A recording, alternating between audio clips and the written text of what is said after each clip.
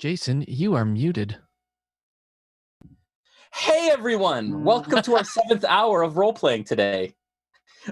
My name is Jason Azevedo, and I am your Dungeon Master for this evening. This is episode lucky number 13 of Into the Mist, our Curse of Strahd campaign.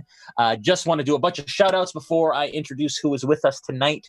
I want to thank Sirenscape, who was our main title sponsor as usual. They are awesome and incredible, and I'm not sure if we'll have Sirenscape this session, actually, because we had to pivot. But anyways, we're good. Technically, things are going very well, and we're just thankful that we actually have internet amongst the apocalypse. So it is wonderful, and we were thankful for that fact. We also want to thank Gary Con for hosting us today. This is why we're here. We are here for virtual Gary Con. Luke played last game with us with a bunch of awesome folks for our Tides of Wildmount prologue, which will continue next Monday, not this Monday, but the following Monday on our Twitch and on the D&D Twitch for our whole season, 3 or 4 months, and then we'll be back to Curse of Strahd closer to June, July, and then into Halloween, which we are very pumped about. Want to thank D&D, of course, for partnering with us and sponsoring the channel, as well as Elderwood Academy and Dwarven Forge and WizKids and Mythroll Armories, who has a Kickstarter right now. Check out mythrollarmories.com, M-Y-T-H, Myth, R-O-L-L. They have these awesome dice spinner dice alternatives, which are pretty awesome. They're like 600% funded right now and are doing very well. So check them out as Joel Vanna White's it, and Mel's pointing the wrong way. Yeah, that way. That's the right way. Yeah, exactly. Tomorrow night, if I am still alive after today, I will be painting the Young Red Dragon on Nolzur's Marvelous Tutorials at 5 p.m. Eastern. And I will be walking you guys through that. That's something that you guys have wanted for a long time. And so we are looking forward to doing that. As always, if you're enjoying what you're watching tonight, please follow and subscribe on twitch.tv/RealmSmith, twitch.tv/D&D, and twitch.tv/GaryCon, as we are live on all of those channels. This is also a difficult time with us having canceled GaryCon or having to cancel GaryCon. And so to help GaryCon out, please check out their merch on their website. You can hit the bazaar area and you can buy all kinds of merch there to give them a bit of a helping hand. As well, we have merch, and that's one way to kind of help us to recover from the losses of GaryCon. Has all our character pictures on it and all that fun stuff, so you can check that out. As well, we are offering $25 off your first box using GaryCon12, Roman numerals 12, XII. I said L last year, and that's not true. XII is GaryCon12, and you'll get $25 off your first box. And it's an adventure box that we sent to your home each and every month, and it's everything that you need, including miniatures and candles and sound sets and all this wonderful stuff in it. But here to talk about another amazing box is none other than Matthew Lillard, who has joined us for all 3 streams today and Cyberpunk last night and Cyberpunk on Monday. It's awesome, Matthew. So Thank you so much, dude, for being here for all of this time. Yeah, thank you for having me. It's been a blast. It felt like it was the least we could do to help out GaryCon and to jump in and sort of support virtual Gary Con. So I've regretted the choice after the first 6 hours, which ended this morning at 11. No, I'm kidding. Yeah. It's been great. It's been great playing with new players. I think that you guys are awesome. Thank you. It's really nice to sort of jump into a game that's well-defined and you guys all know who you are. And the role-playing is great. And we're in the middle of great combat, and it's exciting. So thanks for having me. Thanks, man. Also, do you want to just tell us about the GaryCon exclusive? I always forget. I'm not very good at pitching our company. So I'm one of the founders of a company called Beetle and Grimm's. We're a company that creates high-end boxed editions of Dungeons & Dragons releases. We have a bunch of merch at beetleandgrims.com. You go check it out. A bunch of T-shirts, a bunch of... we have the Eberron Gold box, which is our best box we've ever made. And for this weekend, we are giving 10% off of anything in the store, and all those proceeds will go back to GaryCon. The code for that is Go Gary Get Busy, BUSY 2020. So Go Gary Get Busy 2020, and all your donations will go back to GaryCon, or all your purchases 10% will go back to GaryCon. and check us out. By the way, I was looking at all your sponsors. We should sponsor you. Dude. I'm sure, as one of the founders of the company, I know I can say this. We would love to sponsor your next adventure, which begins on Monday. So we should talk about that off air. Dude, we should absolutely talk about that. That'd be so much fun. Awesome. But thank you for having me, Jace. It's been a blast. Dude, it's a blast. We first met at D&D Live last year, which we're not sure if it's going to happen this year. And we speed dated through press almost a year ago. So it was a blast. And thanks, dude, for doing this. It really means a lot to all of us. Okay, are you guys ready to venture into the mist? I'm not ready. So ready. Let's delay at least 2 more hours. It's not good right now. It's definitely not good. Matt Mercer, for those of you that didn't see part 1 and are just joining us, Matt Mercer joined in as Strahd and played an incredible Strahd, and now I need to follow in his footsteps. And what a cool surprise bomb to drop on everyone at home, and have him join us. Such a wonderful dude. All right. Was anyone else intimidated? I was slightly intimidated. I was. Yeah. He was playing. It was slightly intimidating. That's why I took the dominant role. You saw me bossing him around a lot. Which I think worked. Someone needs to be the alpha. That. Yeah, exactly. Yeah, really good idea. Never playing uncritical role. Awesome. That's really good. And then also joining us is Noura. Noura, tell us about where we can find you and what you're up to and all that kind of stuff. I'm currently on a show called Vampire the Masquerade LA by Night, which is the World of Darkness TTRPG. It shows on Twitch as well. It's on twitch.tv/World of Darkness. We just finished our 4th season, but have 4 more epilogues to show that comes on every Friday night at 8. I also play, and I always forget to plug this, but I also play Jahan on the mobile app game Ingress. For anybody who plays, it's made by Niantic. Way. Yeah, it's made by Niantic, who is also the maker of Pokemon Go. And I will be on an upcoming D&D show called How Dice Will Travel. And I just wanted to say thank you again to Luke for still having this this go virtual so that we could all play together. I know that everybody, him and his whole team, worked countless hours trying to get this together. And also thank you, Jason, because you were tasked with getting this all, put on stream. And so also thank you to you for making this all possible too. Yay, Jason. Go, Jason. Thanks.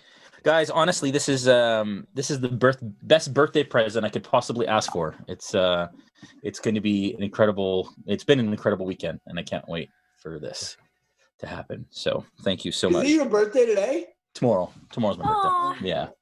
So just super cool. Tomorrow. Super cool. Yeah. All right, guys, let's do this. I get to pick up the pieces, as it were. All right, you guys are currently in combat with Strahd von Zarovich himself. Where we left off was Rictavio had cast Turn Undead, and you successfully turned 3 of the 5 vampire spawn that existed. But just after we did that, we'll get to Falpher in a second. For those of you at home, the militia is doing an incredible job of keeping the zombies out of Vallaki by spending bits. The way that we do that is that you guys can spend bits in the chat. 100 bits is a single arrow that was shot at the zombies, and they have successfully, I didn't expect this, successfully cleared the zombies that were at the north wall attacking the town. If they got inside, because they would have, it would have been very, very bad. The last volley caused how many points, Josh? 68 points of damage, which finished off the rest of the horde. I think hundreds of points of damage you guys have done. Thank you so very much. You're not done yet, though. So please stay tuned, because there is more that is about to happen in there. Falpher, you are currently up. Yes. And Falpher, do you remember what you rolled for initiative here? Because I had moved these around for our last stream, and now... Yeah, I rolled an 18 for initiative on this. You did. And Rone, what did you roll? That's a very good question. I think you were before I think you were after Sterling, and Callie was first. I think I was a 15. I think I was 15. Yeah. Okay. I just needed to get redone here, and then I think Ezmerelda was after Callie, and then Rictavio was after Rone, I believe was the case. That's the way that we're going to go, Just go with that. from here. Yeah, we'll just go with that. Falpher, you are up, sir. What do you do? I am going. Dmitri is currently on the ground. He has gone down. Yep. So, sorry. To recap real quick as well, you heard. I made you do a perception check at the beginning of your turn. You had heard that Irina and Ismark are locked in that room. Strahd heard it and turned his gaze towards that door. What do you do? yeah. So, having seen Dmitri on the ground and having to make a decision between the two, I quickly yell out to my compatriots, "Which one do I heal?" Guys, anyone? Which one do I pick to heal? Do I pick dude who's Rictavio, who's holding the force around us, or do I heal Dmitri and bring him back? Come Dmitri. on. How do you put that on us? Bring I'm up asking. Dmitri. I'll say to you, don't be a fool. Heal your paladin. Okay, so I'll Zephyr Strike Jay as a bonus action. Yep. That expands my movement. I will run over to Dmitri, touch him. Okay. To do and cast Cure Wounds on him. Okay. Can you use two main tier spells above cantrips within one turn? What are the main spells that he's doing? Sorry. Well, one's a bonus action and one's an action, right? Yeah, but they all use tier 1 spell slots, do they not? I have If you 3 the spell slots you can do it. available. No, sorry. So he's casting something. He has a bonus action per turn, and he has a full action. So can you not cast a spell in a bonus action if So I believe the ruling is that you can't take 2 tier 1 and up spells. You can use a cantrip and a main spell that costs a slot, but I'm not sure you can use 2 spell slots within one turn. Yeah, but if it says you can cast it as a bonus action, right? Mhm. Okay. Yeah. So yeah, what do you want to do, Jay? You cast it as a bonus action, right? Yeah, I cast Zephyr Strike as a bonus action. Yeah. I use that movement, extra 30 feet. Yeah. Move up to Dmitri. Oh, and then cast healing. And cast Cure Wounds on him. Yeah. Okay, I'm gonna go ahead and I'm gonna go ahead and allow it for now. Rone, if you can, Dave, if you can just look that up and confirm either way, that'd be great, and then we'd know for next time. But I'll allow it now to let Dmitri get back up. If you can roll that Cure Wounds. Yeah, so it's an 8 plus 4. So let me roll a 4 here. And that is 3. So that's what's that? 11? Yeah. Okay, so Dmitri, you wake from the most horrible possible nightmare that you cannot actually recall what has happened, but you come back screaming at the top of your lungs, which reverberates in this chapel. Okay, Falpher, that's it. Rone, you're up. Actually, I'm with the rest of my movement, Jay. If I have any left, I'm just gonna skedaddle out of the building. Okay, so you turn to run and you get back to the door, but the fog has now created an actual wall at the door. Hi, Falpher. I see as you join me at the doorway. Yeah. I'll hide behind the door. Yeah, and it's actually Rone, and it's pushed you out, and Ezmerelda. It's actually pushed you into the church. You guys have actually had to back into the church because the fog has closed in so tightly. Rictavio, you're up. Sterling, you're on deck. My turn. Yeah, it's your initiative. Yeah. I am okay. Oh, you know what? Sorry, 1 sec. Matt, you actually went right before Falpher, so I think it's Ezmerelda's turn. I'll come back around to you. Yeah, I had you guys mixed up. Okay, so Ezmerelda, you go ahead. So I would like to how far apart is Rictavio from Strahd? He is right in front of him. Ooh, But okay. face to face. Okay. Cheek to cheek. Yeah. I will hurl another firebolt at Strahd. Okay.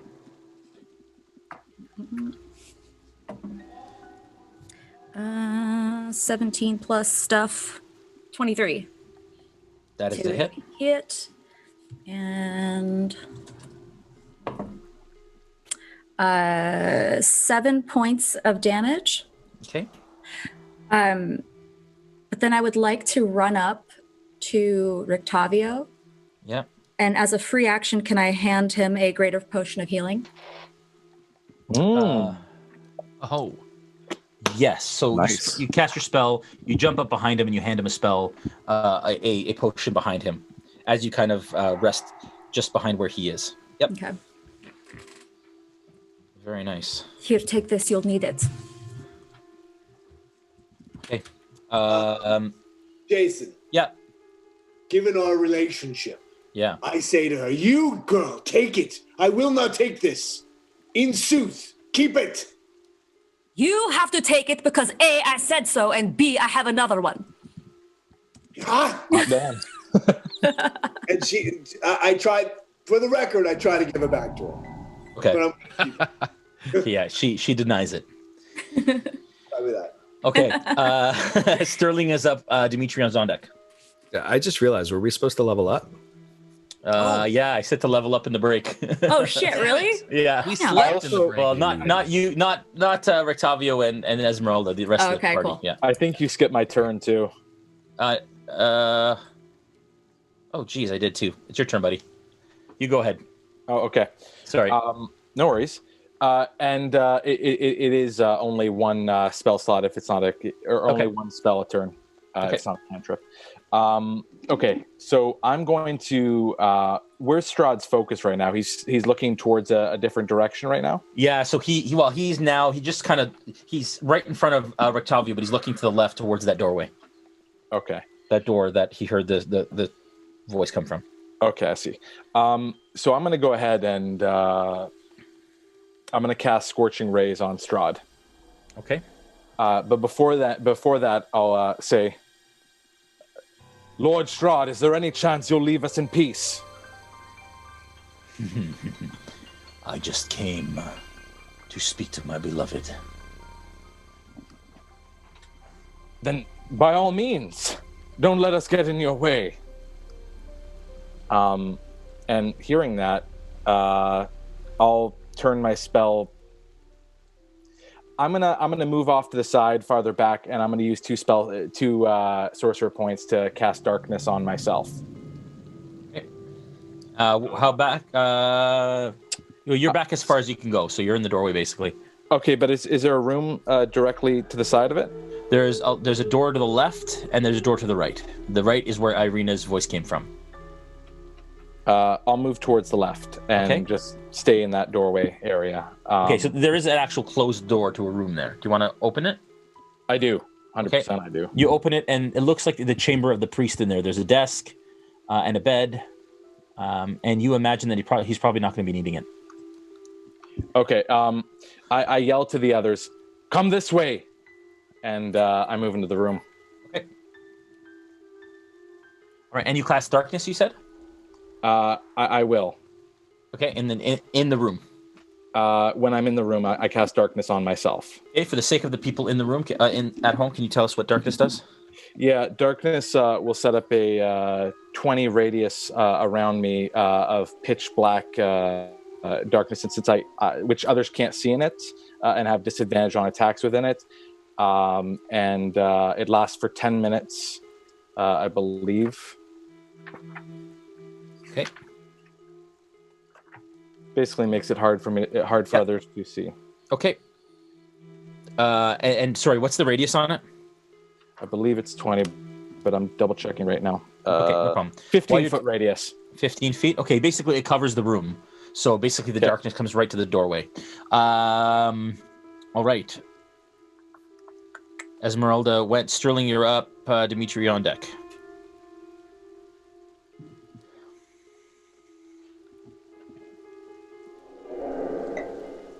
Sorry, I was muted. I'm still face to face with Strahd, right? Yeah.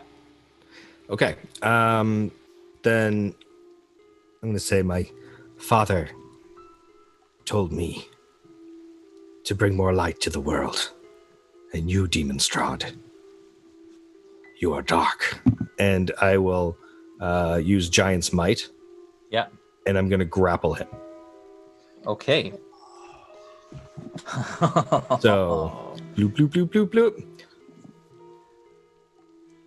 bloop. Or maybe Transformers. Yeah, you grow, right? Yeah. Where's Big? I grow. I become a large creature. Where's Big Sterling? Sorry, I get advantage on strength checks and strength saving throws, and I do an extra 1d6 damage. Okay. I don't know where Big Sterling is currently, but we will find him. That's okay. We'll just pretend it's super awesome. Okay, and you will attempt to grapple. I would like you to make a strength check, please. All right. Now I get advantage because of giant might. Yeah. Does he get disadvantage on his challenge because he's within the circle? No? He's not within the circle. All right.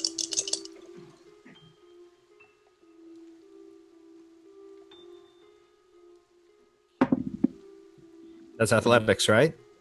Yeah, strength athletics. That's just a strength check. All right, that's a 16. Okay, so you grow to twice the size, and you guys see, as you're accustomed to, Ezmerelda and Rictavio, this is the first time you've ever seen it, and Sterling begins to expand and grow to a large-sized construct. He reaches down and puts his hands on Strahd's shoulders, and begins to try and kind of hold him and grapple him in place. What is your intention with this grapple? Basically to, kind of hold him like, hey, everybody get your free punches. Okay. Oh my goodness.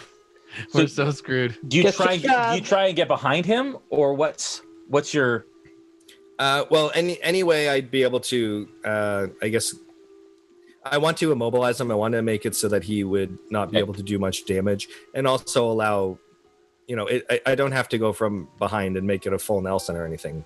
It'll be awkward. Right. Okay, so he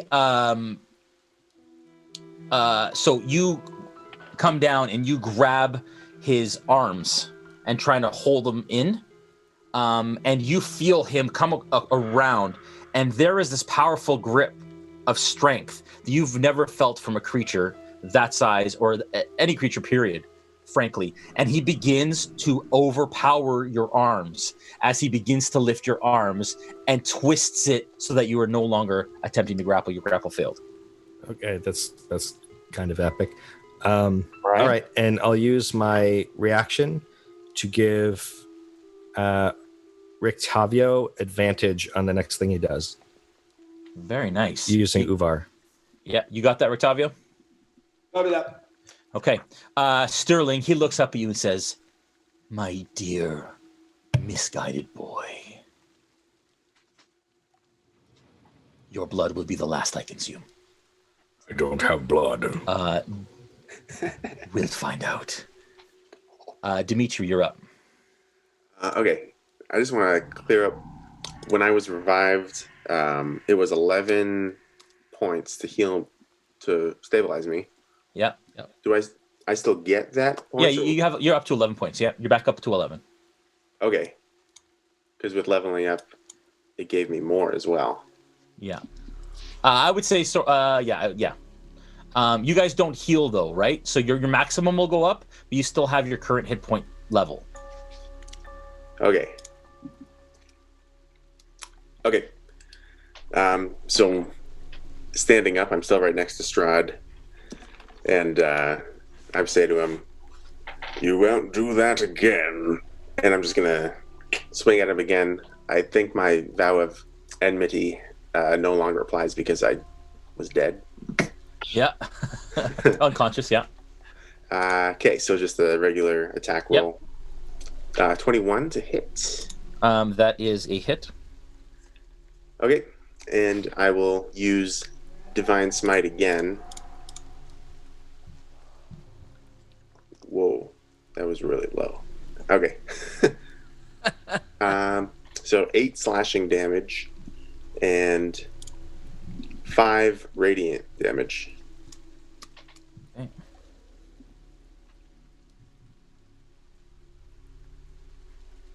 Okay, so the radiant damage, as you come across, your blade burns with holy radiant energy as it strikes across his arm while he's holding Sterling's arms aloft and has now broken out of his grapple. It slices across. He looks at you, And that searing energy, again, it doesn't cut as deep, but that radiant energy burns hot. He goes, he looks at you, he goes, "That a boy." And he takes it. Sorry, that was 11 points altogether, right? Yeah. 8 plus 5, 13. 13.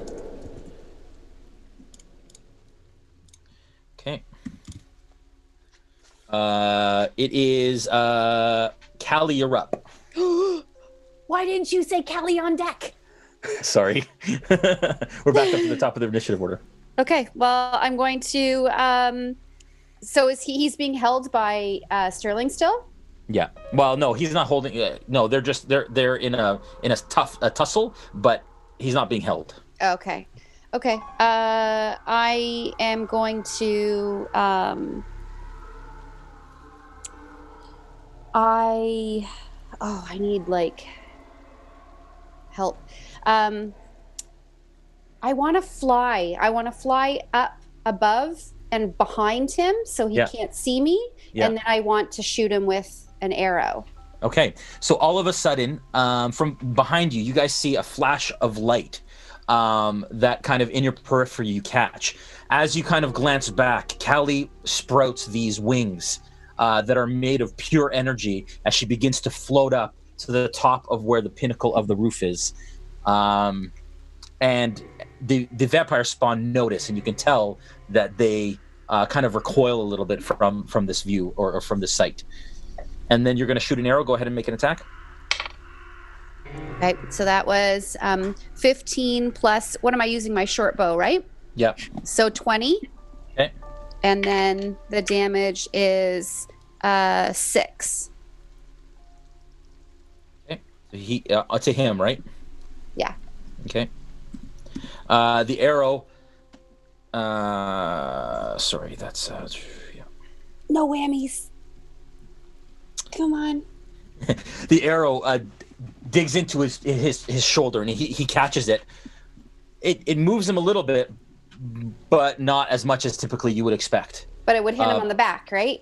Because he wouldn't have seen it. No, but it hit him in the front. You can also do sneak attack damage on this. So roll another d6. Or is it 2d6? It's 2d6. 2. Yeah, roll 2d6. Okay, so that was just 5. Oh, wait, sorry. No. That's 4 and 6. 4 and 6. Okay. All right. Okay. At this point, it is their turn. Strahd looks up at you, Sterling, as he's kind of pushing your arms out of the way, and he smiles as the arrow pops out of his chest and the wound closes. The gash on his arm starts to close up as well. The blasts that he's received throughout begin to heal a little bit as he begins to regenerate some of his health back. He looks up into your eyes, Sterling, and he says, "My dear misguided boy, sick you were, now you walk. Join me, and I would like you to make a wisdom saving throw, please." This is fun. Oh, crap. Oh, man. Okay. 11. That is not enough, sir. As all of a sudden, you see Sterling kind of rest his shoulders. No. He lets go of Strahd, and Strahd says, "Protect me." Crap. The 2 vampire spawn that were not affected spider crawl across the ceiling and drop. One drops behind you, Dmitri. And one drops behind near Sterling. Actually, one crawls along the ceiling and jumps at you, Callie. Oh, man. That is a natural 1. As it runs to jump at you, you easily sidestep it, and it plummets to the ground, smashing its face against the hard, cold stone of the chapel floor. The other one, Dmitri, comes down to you, and you see it coming. As it comes down, it comes across, and you easily parry its claws away with your long sword. Luckily for the one attack, the other attack, same roll. Again, you parry the next one. You lucky buttheads. As the vampires spawn, at this point, because they're in such a closed area, what's the turn undead radius for you, Rictavio? 30 feet. 30 feet, yeah. So within 30 feet, because it's a round domed ceiling, they can't get any closer than they currently are for at least that minute, which is another 6 rounds. Is it 10 minutes or a minute? It's a minute, right? Sorry, you're talking about that the ward that's happening, not the turn. No, the turn undead that you cast. Oh, the turn at Magic circle? The magic circle is a 20-foot sphere, 10-foot radius, and then that lasts an hour. No, the turn undead. Oh. Turn undead 30 feet. Yeah, but how long does the turn undead last? A minute, no? Yes. Yeah, that's 10 rounds. Just can you keep track of it for me, Matt? Just let me know when that turn undead goes. No intention of being here for 10 rounds. We're not going to make it to 10 rounds. I'll be clear. I'm not keeping track because we will be dead. That's good. He's not lying. All right. All right, lads, I'm jumping ship. I'm joining Strahd. So I previously heard the brother and sister in the other room. No? Yes. Okay. So I'm going to use a dash action. Mm-hmm. Head towards the door and open it. Okay. Crap. You don't need a dash action. 5, 10, 15, 20 gets you to the door. Okay, so I open the door to show Strahd his love. Okay, you go over to open the door, and it is currently, you imagine, barricaded from the inside. Okay, so I try to smash it now. Okay, I'd like you to make a strength athletics check, please. Okay.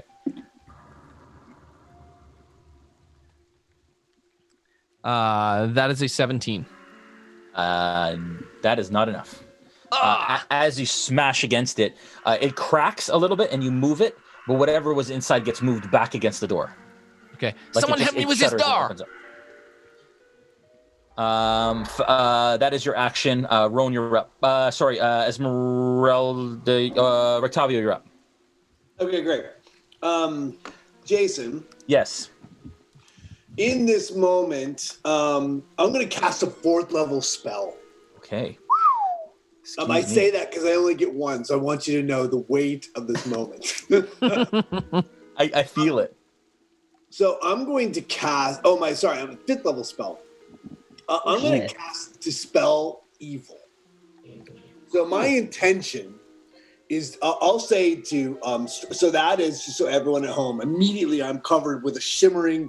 Where anywhere else would be a golden light. It's like this putrid, puce, green sort of shimmering all over my body. And I have the ability to dispatch back to the Shadowfell any undead creature. Now, I'm rolling with advantage because of what the Warforged did the last round. So I'm going to take this opportunity to send Strahd back from whence he came. Let it be known, Strahd, these brave adventurers are not ready for you, as I said previously. Now be gone! And I will reach out to strike him with my spell. At advantage, +7. I've been warming up my dice for the last 12 minutes. Let's do this! Strahd will be gone. Is there a saving throw related to this? No, there's no save. Okay. Your action, make a melee spell attack against celestial. On a hit, you attempt to drive the creature back to his home plane. Okay. Yeah, there's a save. Go ahead. No, it's charisma 16. Okay, so it's not a spell attack. It's not. There's no attack. No, it's a ranged attack. It's on self. It's a spell cast on yourself, and then you can attack with a melee weapon. Yes, as a melee weapon. But can you do it on the same turn? Make a melee spell attack. So that's a spell attack, but it doesn't say it doesn't take It's one action, so it's not. There's no time. Casting the spells in action too. So I think it's just a melee. It's like you're shooting something at distance, but instead it's on your weapon. I actually think what it is. I think you're right. I think he's casting it on himself, which becomes a protection, which is a shimmering thing, and he has the opportunity to dispel it by using one of two actions.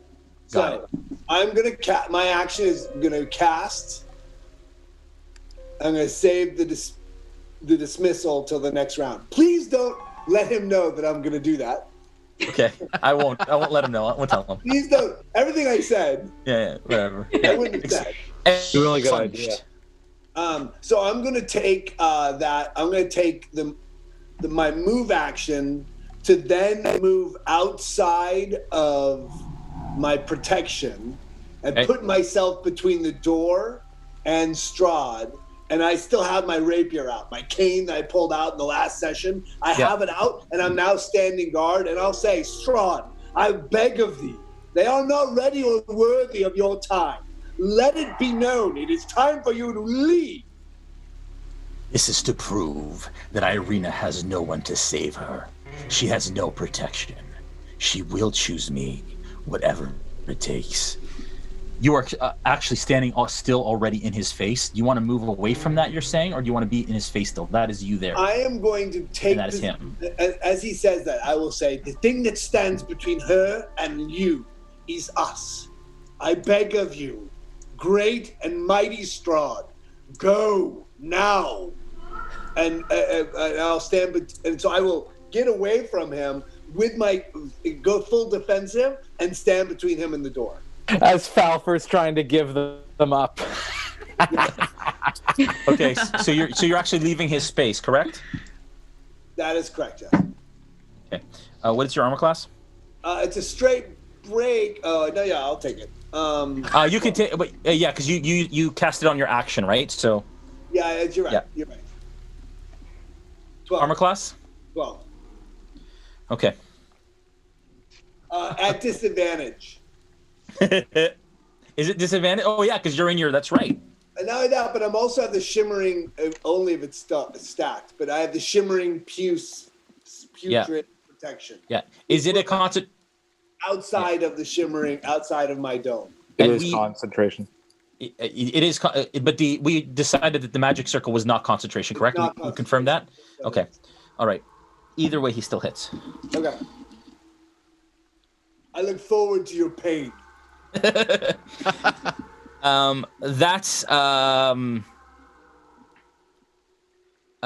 is 11 points of damage. Okay. As you're leaving, he reaches his hand out and he grabs your arm and digs his claws into your arm, which causes that damage. Okay. Then he's going to attempt to grapple you. I'd like to make a strength check, please. Copy that. I fail. I got a natural 1 and I have -1. Oh. So I crumble to my knees. Yeah. Under the pain. No. You need to hold on one more turn. He rolled a 24. And at which point he says, "Stand, do you? Not much longer. You're not going anywhere." And he holds you in place. Okay, that sounds fine. Just don't hurt me anymore. Okay, that sounds fine. Oh, that's really good. Remember how good my speech is in 5 minutes. Yes. Rone, you're up. Ezmerelda, you're on deck. Oh my goodness. It was good. It was very good. Sorry, Matt, you're really close to getting this Beetle and Grimm token for inspiration real soon that I still have from D&D Live. Go ahead, Rone. Oh my goodness, what to do? I'm sort of at a loss. So if I dip out my head and I look out there, I see the situation as is, and I see Falpher at that door trying to open it. Yeah. All right, I'm gonna help Falpher. I'm gonna cast Scorching Rays on that door to try and blast it open. Yes, you will. Okay, do it. And as I do it, I'm gonna yell, "We cannot stand against him! Don't be fools!" And then I'm gonna cast Scorching Rays. My first ray will be a nat 20. Wow. Oh, Yeah. yes. Oh, yes. That is a hit right on.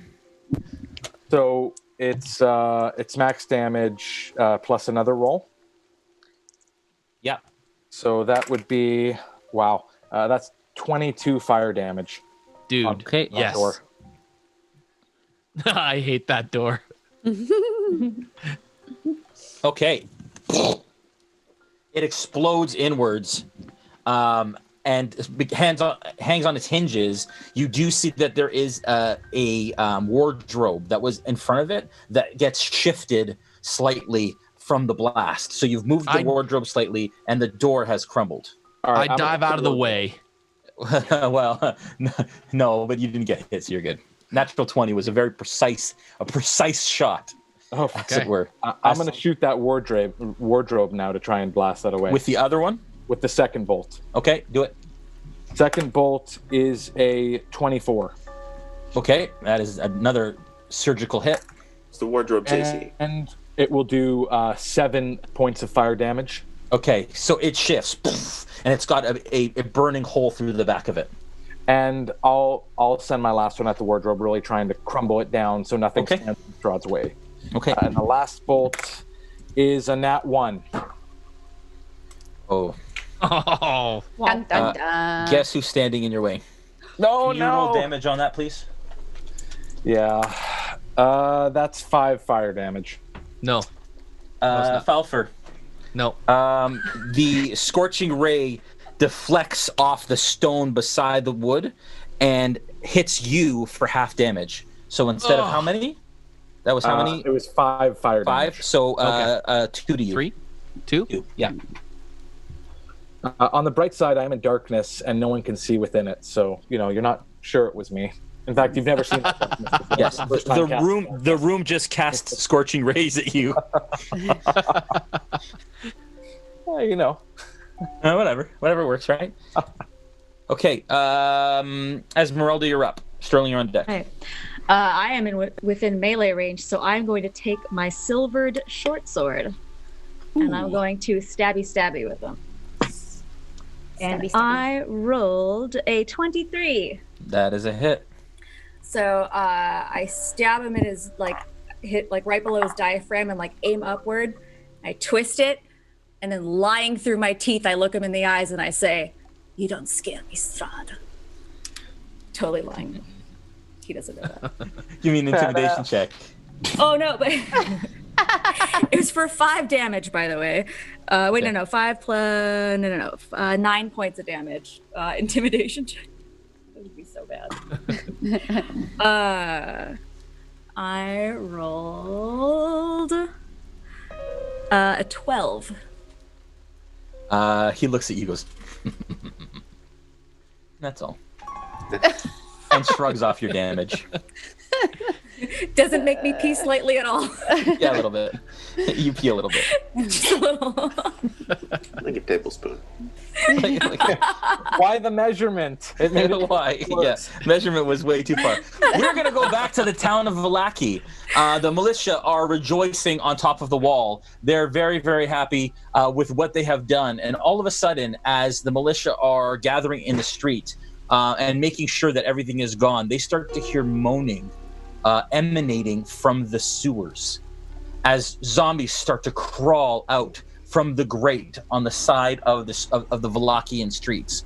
The people who are kind of hiding behind buildings and in start to close their doors. They hear latches start to close. I would like. I'm gonna roll to see how many zombies start to come out here. That is 6 zombies. I rolled a d6. That is 6. And Josh here is going to start to. It's okay. That's good. Going to start to. You have 6 zombies already. Good stuff. All right. So militia at home. The commander turns towards you guys and commands you to attack those zombies. Get your bits ready. We'll come back to you in just a moment. Bits, fingers ready, and we'll see how you guys do against these zombies crawling out of the sewers. Back to the church. That was Ezmerelda. Sterling, you're up. Dmitri on deck. Okay, so first of all, you're doing Matt Mercer Strahd a ton of justice. Hey, you're doing great. It's awesome. Very good. Second of all, my question is, what he just did, what am I thinking? You are, I will tell you what charm says. You regard Strahd as a trusted friend to be heeded and protected. You're not under his control, but you take requests and actions in the most favorable way possible. But it doesn't turn me against my friends. It just makes me want to protect him. Yes, correct. That would be correct. That's a weird place to be. Who do you consider friends? Everyone? Mostly. But I still have my wits about me. Otherwise, like I would still. So for example, Sterling treat Strahd as one of your party members. That's a perfect example. All right.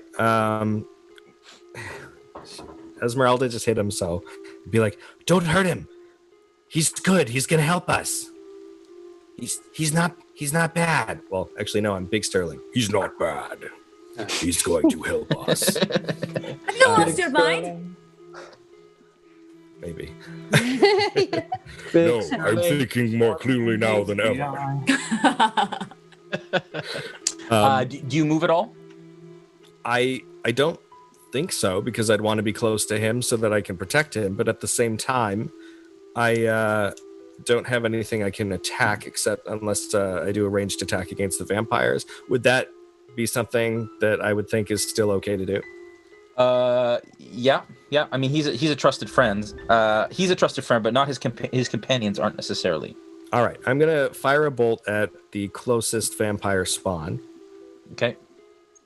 So do you kind of step into a bit of a protective stance, I guess, for Strahd, and then kind of aim up.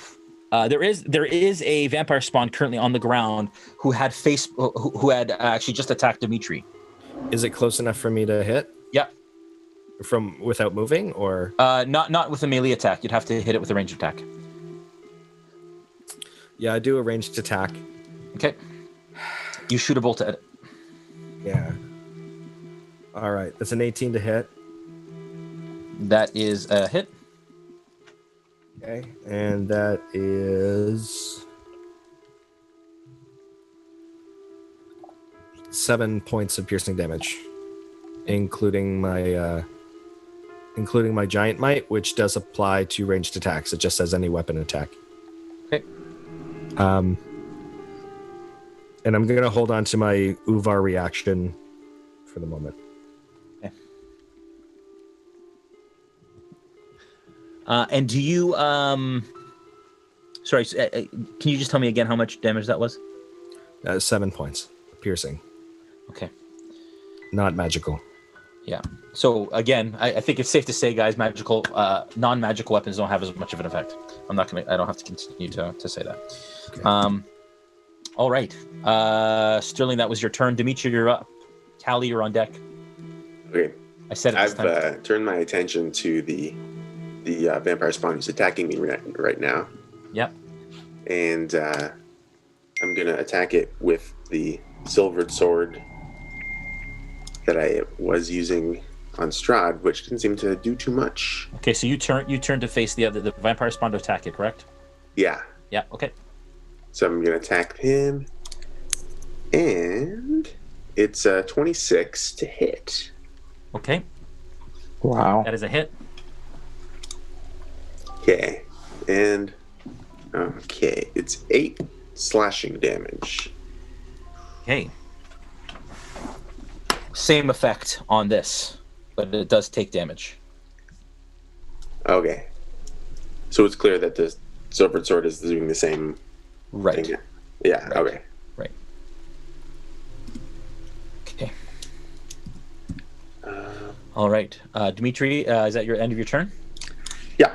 Okay, let's go back to the town. How many attacks, Julian? 21 attacks. Wow. Holy cow. Wow. Wow. Wow. Wow. Wow. Wow. Wow. Become cats. Wow. Ka-chow. Meow. Oh my gosh. Terrible.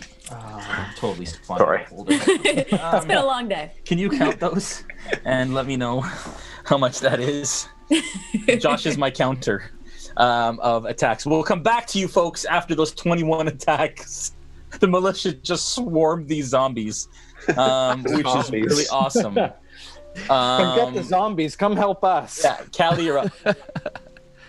Is there anything that I can see on Sterling that like is like a reset button? Like how do I like Open the paperclip. like is there in the back of his modem, can I stick a pin in him to reset him? Give me an investigation check. Thank you. That's what I'm thinking. Did you turn him off and turn him on again? Yeah, like I feel like he's just stuck and he needs a slap on his Tech support. Oh wait, sorry. Oh man. So Melanie, you get inspiration for that, my dear. That was so great. what am I adding it to? What? Just inspiration. You can have one reroll from now on. Yeah. No, but what did you say? Roll for what? What did I need to check? An investigation check. Investigation. Okay, so I got a 9. Yeah, he has no reset button. I just wanted you to check. But you got inspiration in the time, and that is Welcome.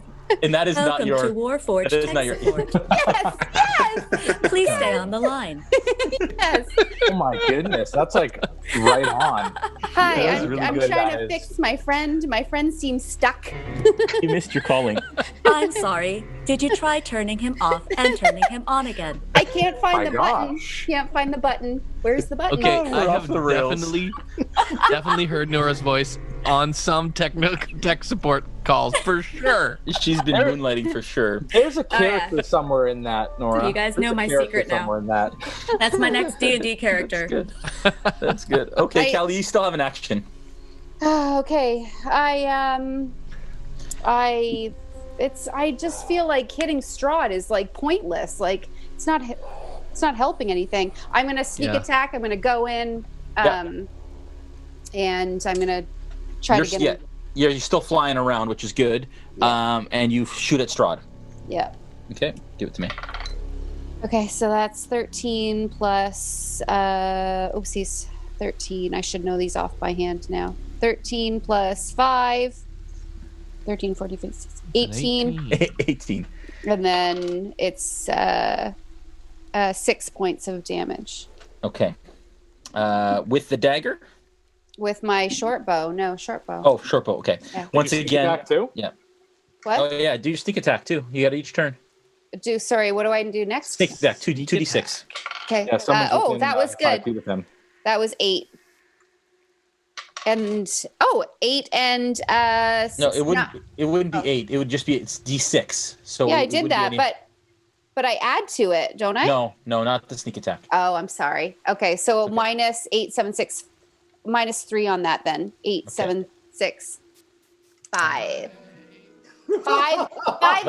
That's a lot more numbers than you rolled. That was amazing. No, I was minusing. I was. Carry the 2 and yeah. Okay, what is it? I just need a final number. You need 2 numbers, right? Because I rolled twice. I just need a 6. Yeah. So my second roll was a 6. Yeah. And then my other roll was an 8. 8. Was a 5. Was a 5 because I 11. added. Got it. Okay. So I'm sweating. Stop making me sweat. That I'm was sweating. so much harder than it needed to be. Okay. That's a good thing. Yeah. Okay. Okay. Vampire spawn attacks you again, Dmitri. Armor class again. I'm sorry. Horrible memory over here. Oh, me? No, Dmitri. Oh, sorry. Dmitri? 18. 18. Okay, yep. Yeah. That is a hit. That is also a hit. I see you, he did. Come on. I would like you to make a strength check, please. Who, me? No, Dmitri. Just straight strength? Yep. 7. Yeah, that is not enough. You take 8 points of damage. Damn it! As the vampire spawn grabs your face like this and grabs your shoulder, and you try and fight free. And again, this little frail vampire female isn't as strong as you imagine a girl of her age would be, and she bites into your neck, and you feel your life energy begin to drain from the wound. You also take 8 points of necrotic damage on top of that, and your hit point maximum is decreased by 8 as well. And as she starts to drink, her wounds start to close up. Okay, I'm down It's so the silent on the street right now. Welcome to Ravenloft. Do I have the Sentinel feed after the level up? Yeah, but you're not beside him. Don't you have to be beside him? I'm not beside him anymore? No, because Ezmerelda and Rictavio are in between. All right. That is that one. The other ones are actually still turned. You may survive this, Matthew. I need to know how many more you have left. And the other one gets up from having face planted, runs behind Ezmerelda, and is going to attack Ezmerelda. No. Roll a strength check, please.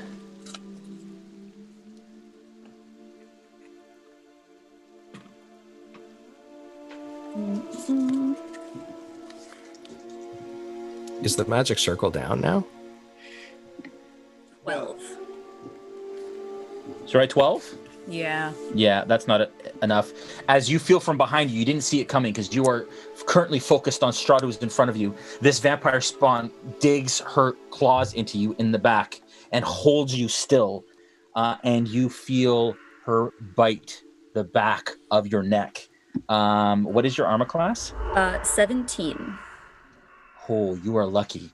As she bites down, you turn towards her, and your leather armor actually stops the bite from going through, and you feel it pierce, and you feel the pressure under her jaw, but it's not enough to pierce your armor currently. Rude, we don't even know each other. That's good.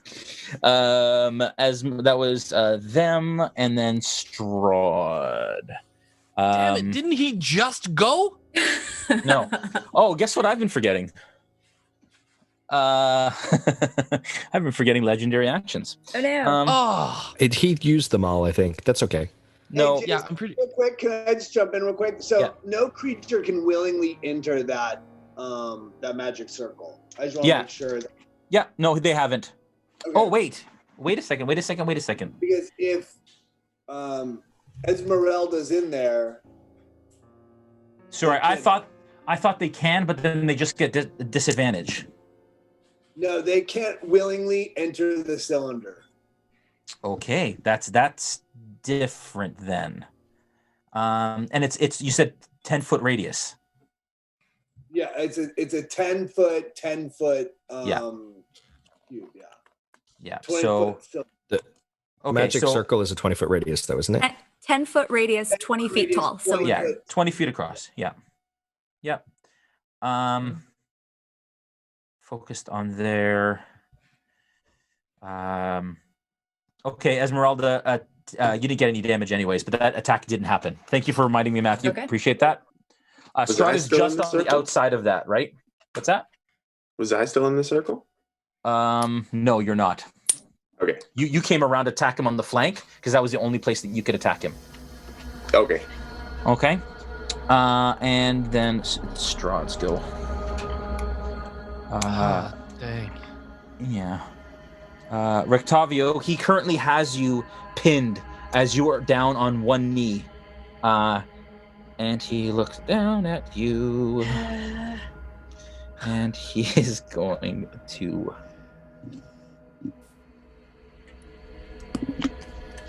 armor class?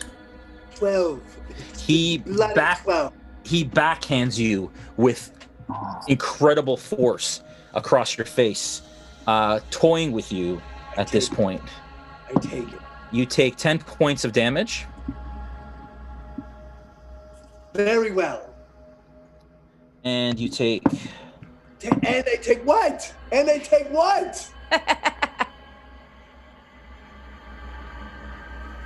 17 points of necrotic damage. Oh. Son of a bee. What's on the back of his hand? As you feel part of what do you hit points wise? Where are you at? Oh, he has disadvantage on both rolls. Yes, he does. As I'm losing consciousness, I remember a small rule to try to remain up to cast the 5th level spell I cast rounds ago. Even if you stay up, you have to roll for concentration save, don't you? That's still enough. Oh. Okay. Sorry, dude. You drop? Yes, dude, you've been beating the shit out of me for an hour. He gave you a potion. I was trying to get him back to the place from whence he came. As he backhands you, Rictavio goes limp in his arm, and Strahd basically just like tosses Rictavio like a rag doll back 5 feet. He kind of drops him, and he rolls a little bit, and he is currently motionless. Could we get back? Did we do this already? What were we waiting on? Right, how much damage? 60? Yeah. They did 60 points of damage. Okay, that is 2 zombies gone. And let's get the camera over to here, too. All right, we are back in here. Rone, you are... Falpher, you're up. You haven't gone yet, right, Falpher? No. I have not. Callie went. So Rictavio, Am I next? No, you went already. Yeah, am I next though? No, you went. Okay, hold on. So Jay, I'm gonna run into that room if there's room now for me to make it through. You can squeeze through. There's enough room between the wardrobe and as you kind of turn in the corner, you see Ismark at the ready on the other side. He's standing in front of Irina with his sword drawn. I just quickly mentioned to her, I go, Irina, I know that we must use your help now. Perhaps you could go speak to Strahd and convince him not to destroy my friends. Without your help, we will surely die. Okay. Can you give me a persuasion check, please? Yep. That is that's a 19. Thank you very much.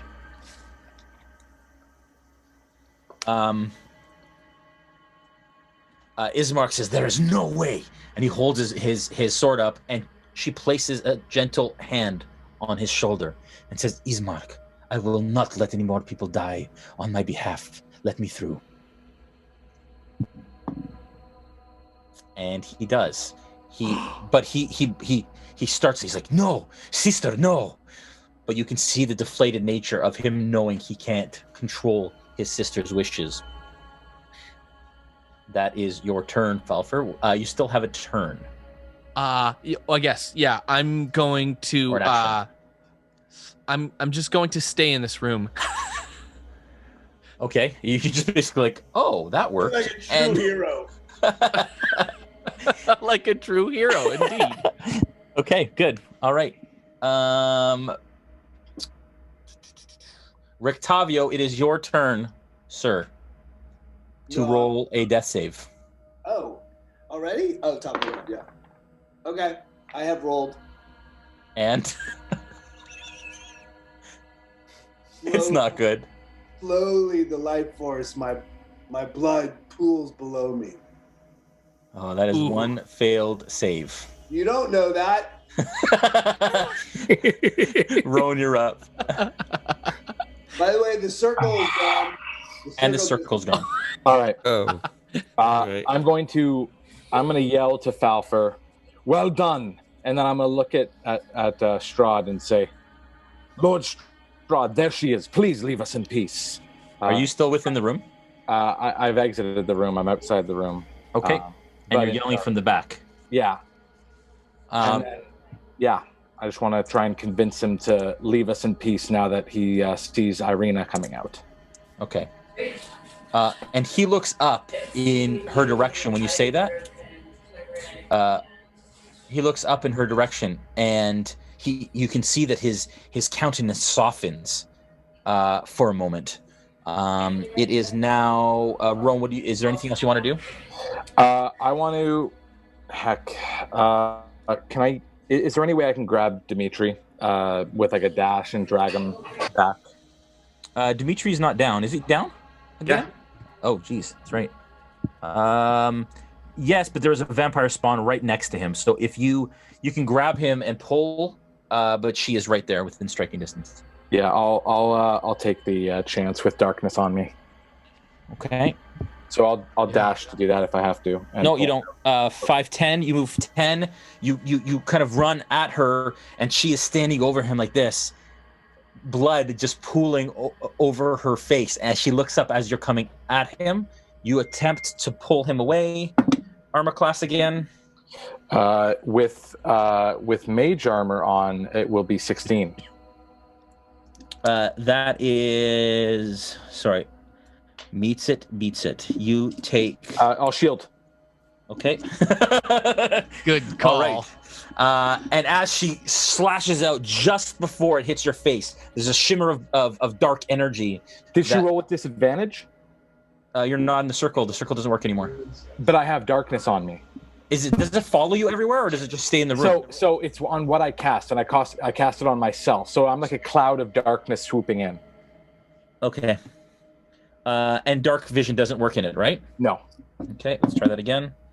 That's even higher. Sorry. Okay, so then that shield I'll keep. So the shield works. The shimmer of dark energy around your face as she narrowly smashes it and bounces off, and she looks at you quizzically when that happens. Good word. I want to drag him out. Okay, and then you can drag him out. You want 5, 10. You basically move another 10 back because you're dragging a person. I'm gonna let you do half movement on that. Back. Right. Back way. Do I still have my action?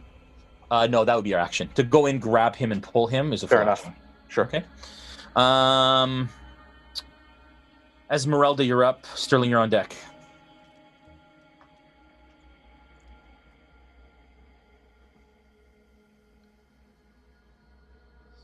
You're muted, Ezmerelda. No worries. Sorry. By the way. So I'm still within melee range. She hasn't moved from. Yeah. Okay. I have so many cool things I want to do, but I got to be far away. But so I'll cast Firebolt on him again. Okay. Actually, no. I'm sorry. That's too far away. I will stab him with the silvered short sword again. Okay. Oh God. I'm having anxiety. I rolled a 10. Yeah, that's not enough. As you come through, and as he's watching Irina, his sword comes down and he bats it away with his right hand. I'm sure it has nothing to do with all the coffee, though. I just cat fumble to catch it. Yeah. No, he bats you still have it in your hand, but he basically just bats it away, backhands your blade away, to deflect the attack. Sterling, you're up. Dmitri, you're on deck. Okay, so I'm a little frustrated with Strahd because he's a friend and he just hurt one of my friends. So I say, "What are you doing? Stop hurting my friends!" And I'll pick up I'll pick up Rictavio. Yeah. And I want to take him over to where the door was destroyed to get him further away. Okay. And as far as I understand it with Charm, if he takes an opportunity attack on me and hits it, then I'm not charmed anymore. Okay. So he has got a choice to make. All right. He lets you pull Rictavio away. Okay, smart move. He lets it don't get lippy. He pulls you back. How far do you want him to pull you to pull him? How far do you want to pull him back? Man, English people. I wanted to carry him back to the door that Irina and yeah. So you're right in front of that door. Yeah. Okay.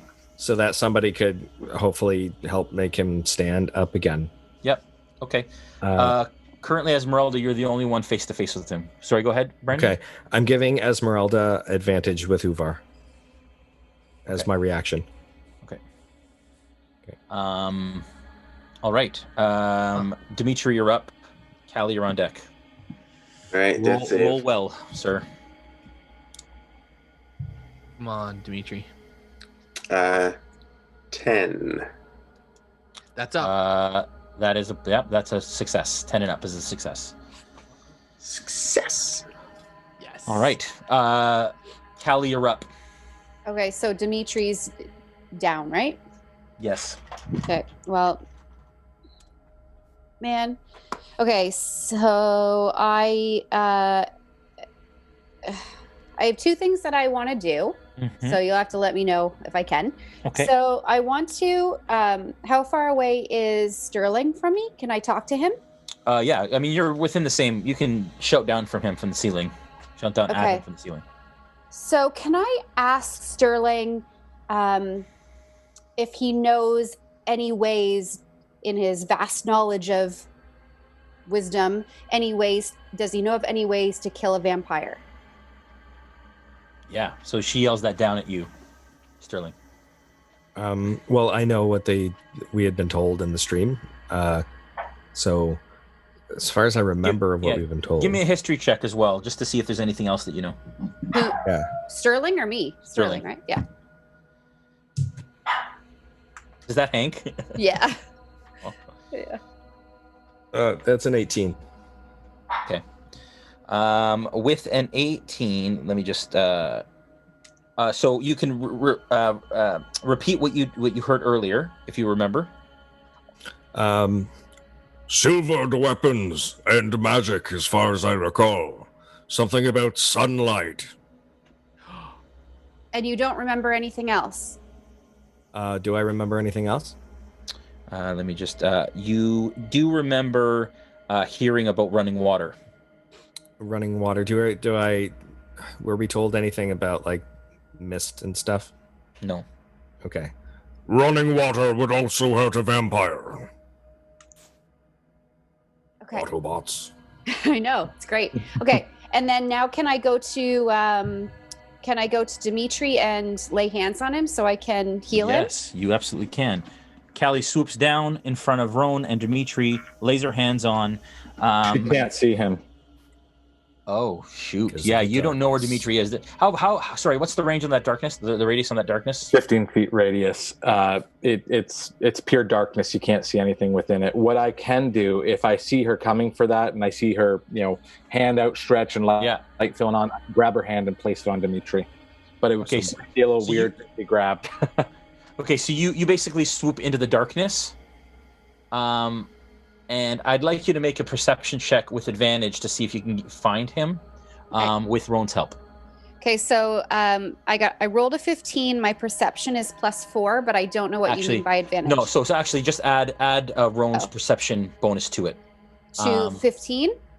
To what? To 15 plus you rolled a 15? Yeah. What's your perception? 4. Plus Rone's bonus, which is? So that's a 19 3. plus Rone's bonus. So 19. No, sorry, 2. 2 to perception for me, because I have perception. 21. 21. Okay, so 21. You absolutely find him. You place your hands on him, and the light that you typically expect to exist when you heal somebody isn't. It's blighted and darkened by this darkness that you are. But you start to hear his heartbeat, was gonna say you're a buzzkill. Again. Jeez. And Dmitri comes out of his death count. Okay. And he can get up on his next turn. Well done, Callie. You owe me a glass of wine. Is that 1 HP? Yes. Yeah. Is it? No, but I... 3. You can do 3. Yeah, 3. Oh, but I didn't... Don't I... 4, actually. I restore 4 hit points, it says. Yeah, because she's level 4 now. 4. Yep. Okay. All right. So, Ezmerelda, you're right in front of Strahd, and you can tell that his gaze has completely turned towards Irina, who is now coming out the door, and she steps into the darkness, and she kind of stumbles her way through till she comes onto the other side of it. While he's distracted, can I gain some distance from him? Not until your turn. Oh, okay. Oh, I'm sorry. I thought that's why you were asking. No worries. That's why you're telling me. No problem. So Irina keeps her distance about 10 feet. She says, Strahd, please. Enough is enough. He turns to her and he says, my love, there are many ways you will come to me. If I have to tear your world down to make you realize the only place you are safe is in my arms, then it will be so. Your father, you lost. Your brother, you will lose next. With that, he steps back 10 feet. You get an attack of opportunity on that, Ezmerelda. I would like to hurl a lightning bolt at him. Can you? I think you can only do an attack of opportunity as a melee attack, correct? Oh, and as melee. Oh, yeah. Okay, sorry. I'm usually. Yeah, it's just as he's leaving, you have one kind of free shot. Oh, okay, cool. Then I will try to stab at him with my silver short sword. Okay. Is that an advantage, you said, or what is? Nope, just an attack. It's just a single attack, free attack. Okay, that's a 23 to hit. Okay, that is a hit. And it's 7 points of piercing damage. Okay, and he has his eyes locked on Irina, and you slash him across the chest, and he feels it. He kind of flinches from it a little bit, but he continues to walk backwards, unminding the damage that you just did to him. And as he steps back, he says, "Let this be a lesson to all of you." And he turns into a bat, and he flies up into the domed area of the chapel with all the rest of the bats that have been swarming, and they fly out the windows. As that happens, the vampire spawn climb further down and out the windows as well. And everything goes quiet in the chapel. That is where we're going to take a quick break. Come on, militia, kill bats. So, Joel, you and I aren't going to look very good right now. So we're going to take... Are you kidding? Really short. The only way we survive. Yeah. 10, 15-minute break, folks. We'll be back at 10 p.m. Eastern, 7 p.m. Pacific, and then we have 1 hour left of this season of Into the Mist. Make it a good one, guys. We'll be right back. Woo!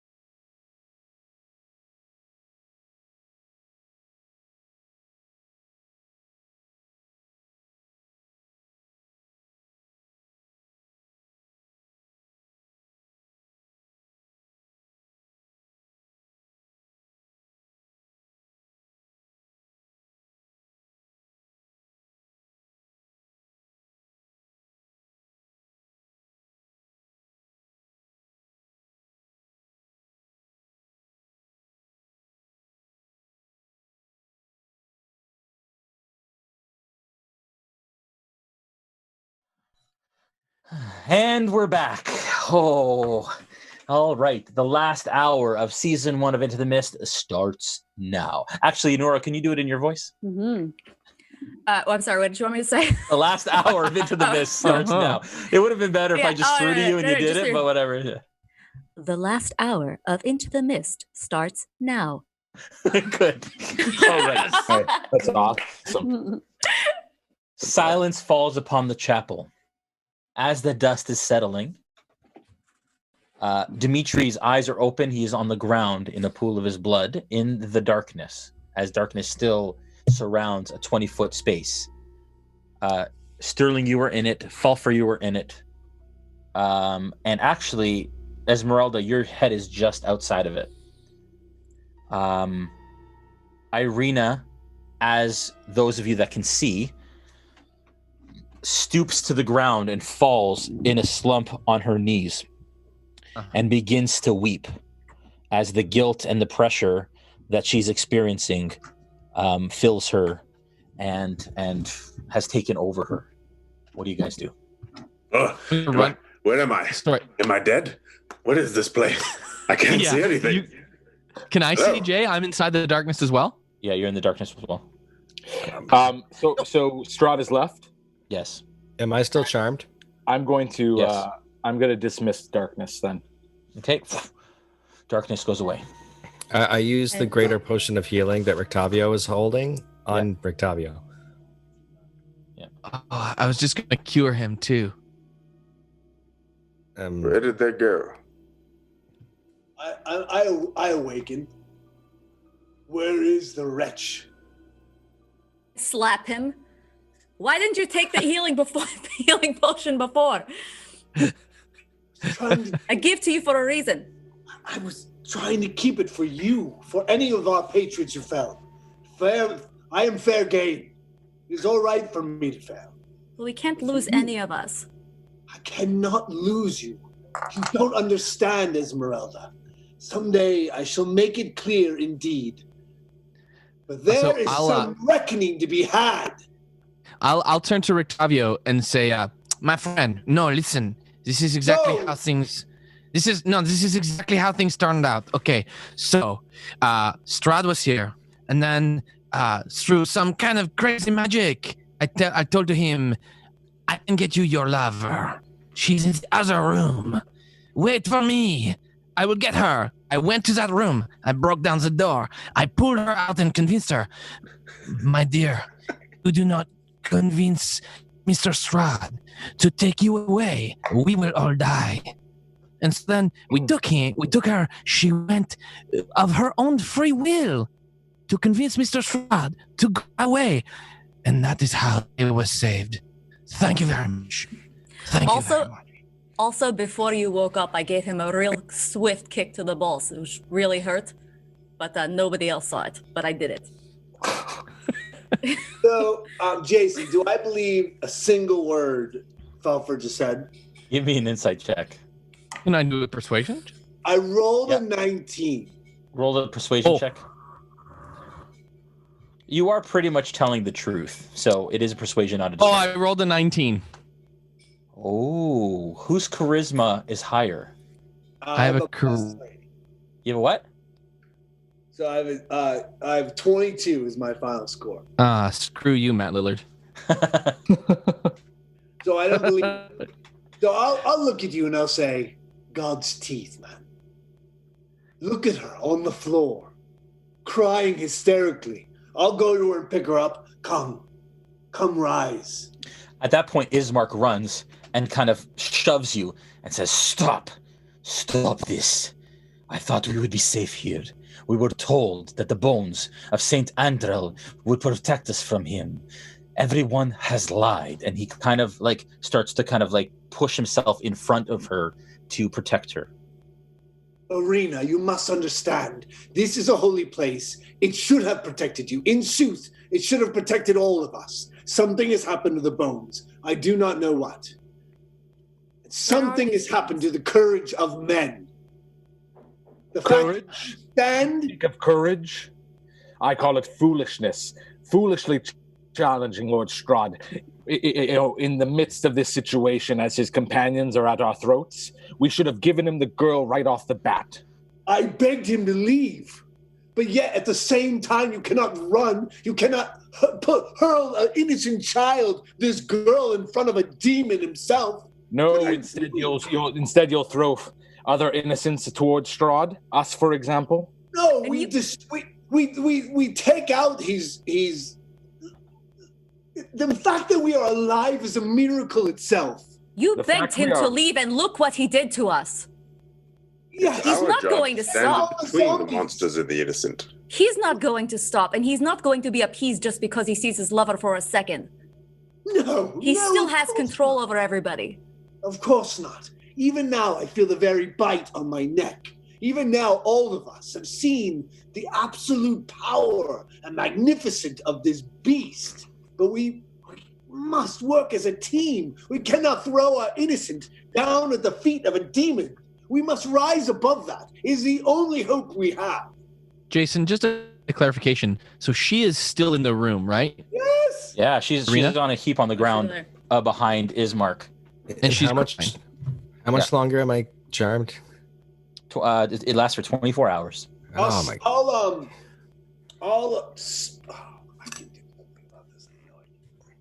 I cast whatever spell I have that fixes that. It is done. Hey, what spell is that? Protection from evil. You have the spell? Or sanctuary. Restoration or greater restoration? Dispel should do it. Dispel might do it. Dispel will do it. I'll cast Dispel. Have Dispel. Don't have Dispel. You should leave the room while the adults speak. Oh, ouch. Sanctuary doesn't help me. Oh, Lesser Restoration. I do have it. If people know anything about charm, if I take any damage at all, it's broken. I punch him in the mouth. No. If you take any damage, from Strahd or his companions, not. I thought it was from anybody. No.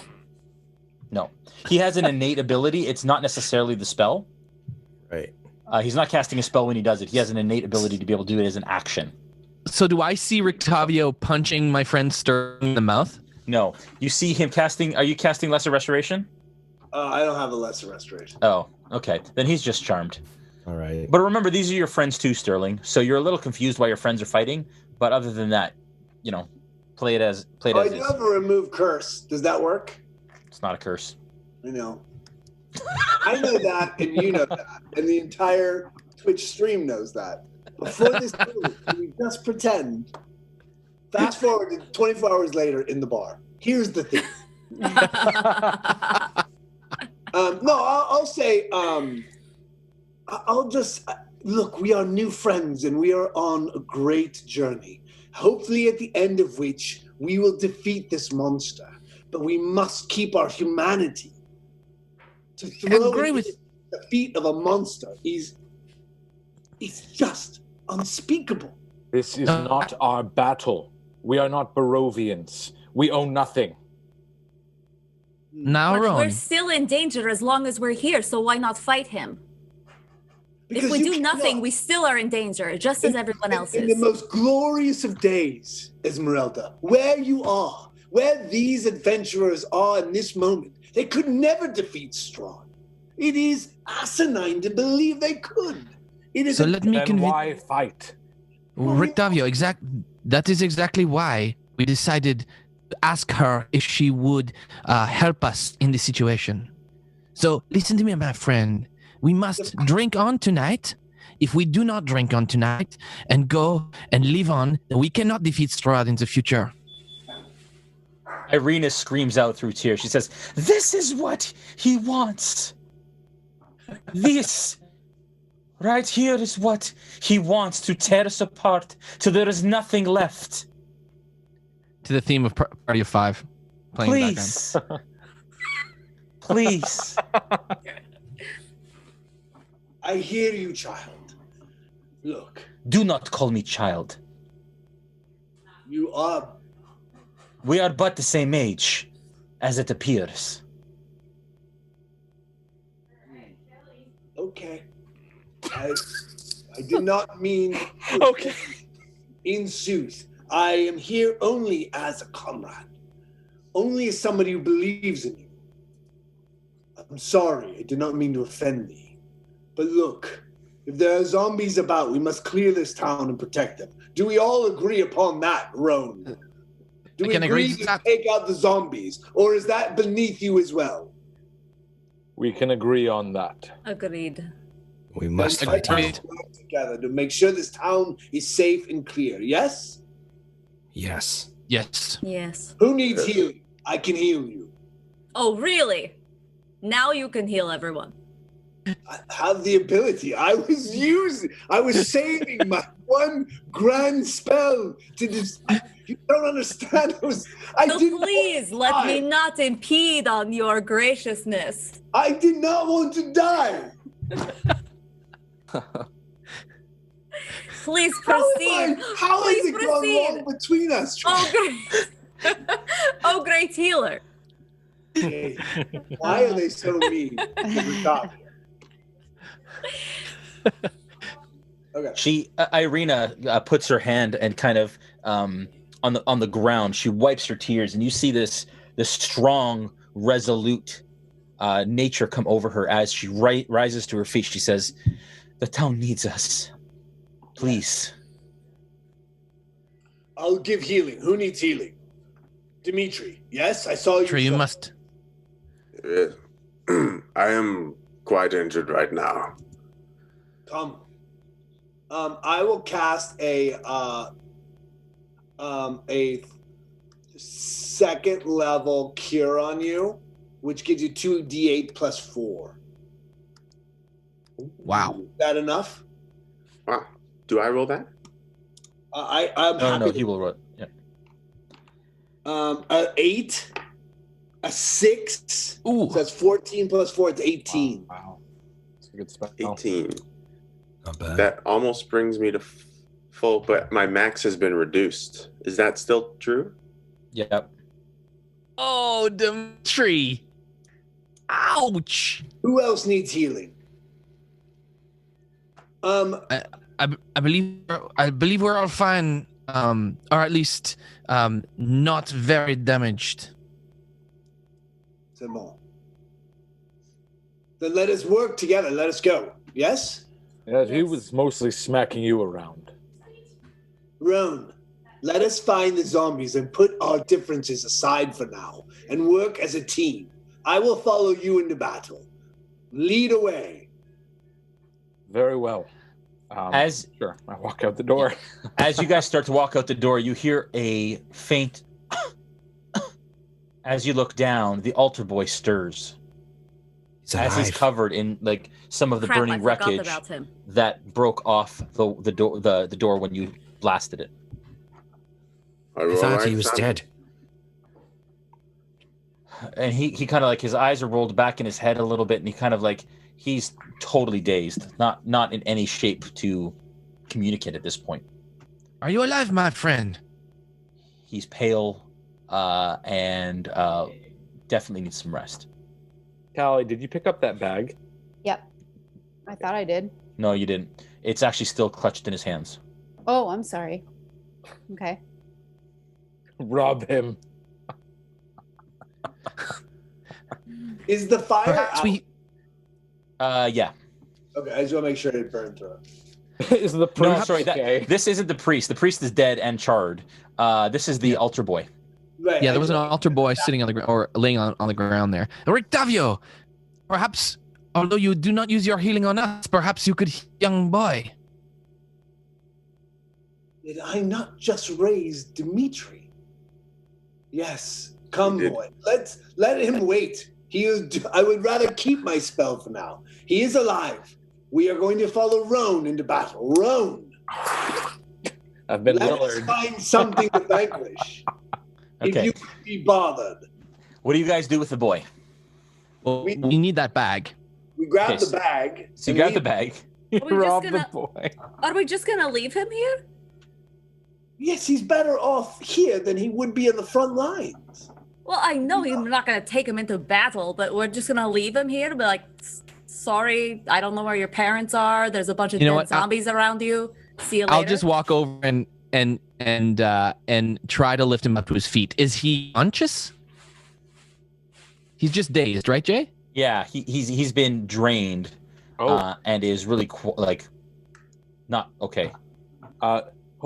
Hold on, Falpher. Has he been bit? Oh, good point. Check his neck. Yes.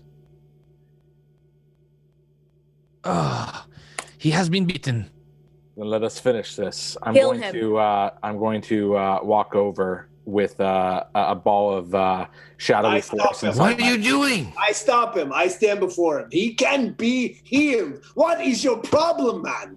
Is there no innocent you are willing to murder? I'll be next to Rictavio. And I'll point out that I have these 2 big puncture holes in my neck. Yes, I have been bitten as well. Yes. That's not how it works. Do I know if the boys died and sort of come up? Does it seem like he's turning? Give me a medicine check. Sure. Also, give me a nature check to see how much you know about this. Yeah. So that's 19 on medicine, and nature is intelligence. So that's a 19 on with mod. It's a 19 on both. Yeah. So with the 19 medicine, he looks tired, just really, really spent, drained of energy. You do remember, though, that there is more to just being bitten. In the moment, the fear of what you just went through caused you to want to attack him. But now hearing what Rictavio has to say kind of brings you back to the reality of there's more to turning something than just being bitten. Okay, so in that moment, I'll look at Rictavio, and then I'll close my fist, snuffing out the force in my palm, and saying, "I wouldn't willingly. I'm sorry. Heal him." Thank you. I will, and I'll cast first level heal on him. Okay. You feel the healing energy start to spread, but it gets almost like snuffed or capped at a certain point. Like he all this healing that you put into him doesn't take in that moment. Okay. Some of it takes. Jason, talk about expertise. Yeah. Will you give me a check as to if I understand what's going on with that? Yep. Religion with advantage. At disadvantage? With advantage. Oh, okay. A 19 plus, so it's 22. Yeah, with 22, you absolutely know that in order to be turned, a vampire has to bite you, drain you until you're at, basically out of life, technically 0 hit points, and then you have to be buried, and then you raised. Oh, great. Okay, good. I'll explain. Matt didn't know that, so but Rictavio would, obviously. Yep. As he was going to cross the boy, I will explain to him so everyone knows. Okay. You must, and I'll explain exactly what Jason just said. Oh, there's time for Dmitri, there's time for me, and there's time for this boy. But now there is no time. We must stop the zombie horde. Ooh, there's much danger already. We have to finish this. Yes. And I'll explain to Rictavio just very quickly. We have encountered boys with like this small children who have helped us along the way. They have given us healing potions and granted us certain benefits that without them we would not have survived our journey thus far. And so when we see a young man like this, we bring him up and he's holding one of these blue bags with the angel wings on them. That is why we bring them back to life or help them along. They have helped us so much. Come on. I see. Okay. Go ahead. Go ahead. No, and with that, can I ask? Can we open that bag collectively and just look at what's inside? Yep. It's what I told you before. So it's a pack of 10 plus 1 bolts, which probably would have come in handy. Magical bolts. And a potion that you don't know what it is, but you pick up the potion. It feels like there's liquid in it, I told you what it was. You actually don't know what it is. You look at it. Okay. It feels like there's liquid in it, but when and the weight is there, but when you move it, there's nothing inside. Strange. If it's okay with all of you, I will take the bolts. Who wants to hold this potion? Well, definitely don't give it to Rictavio. Just to hate on it. Just ripping. I don't know how I've gone wrong in this group. Really, after 9 hours of gaming with you, I've turned everyone against me.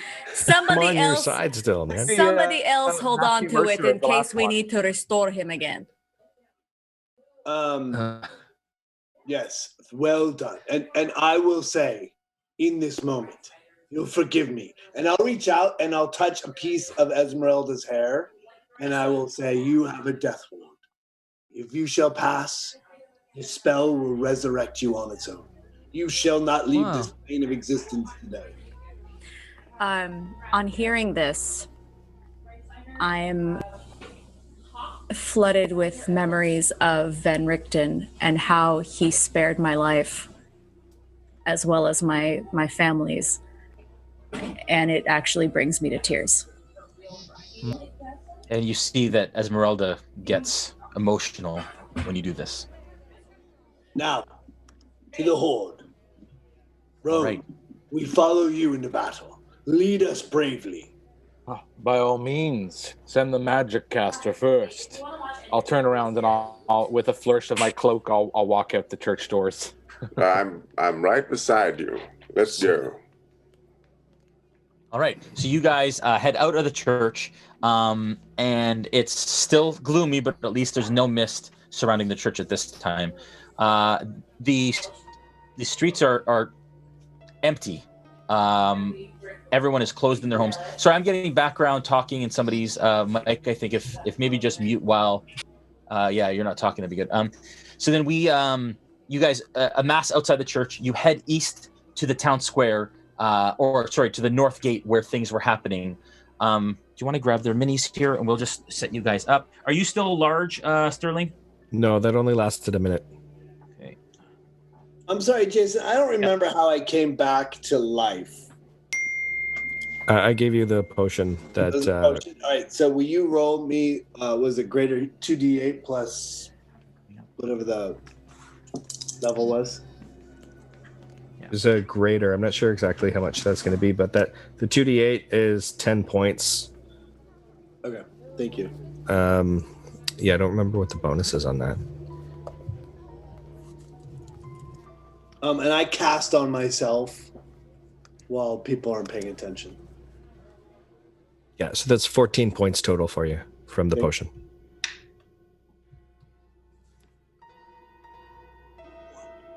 Big Sterling. Sorry, guys, we're just setting up here. Give me 1 sec. Big Sterling, robot in disguise.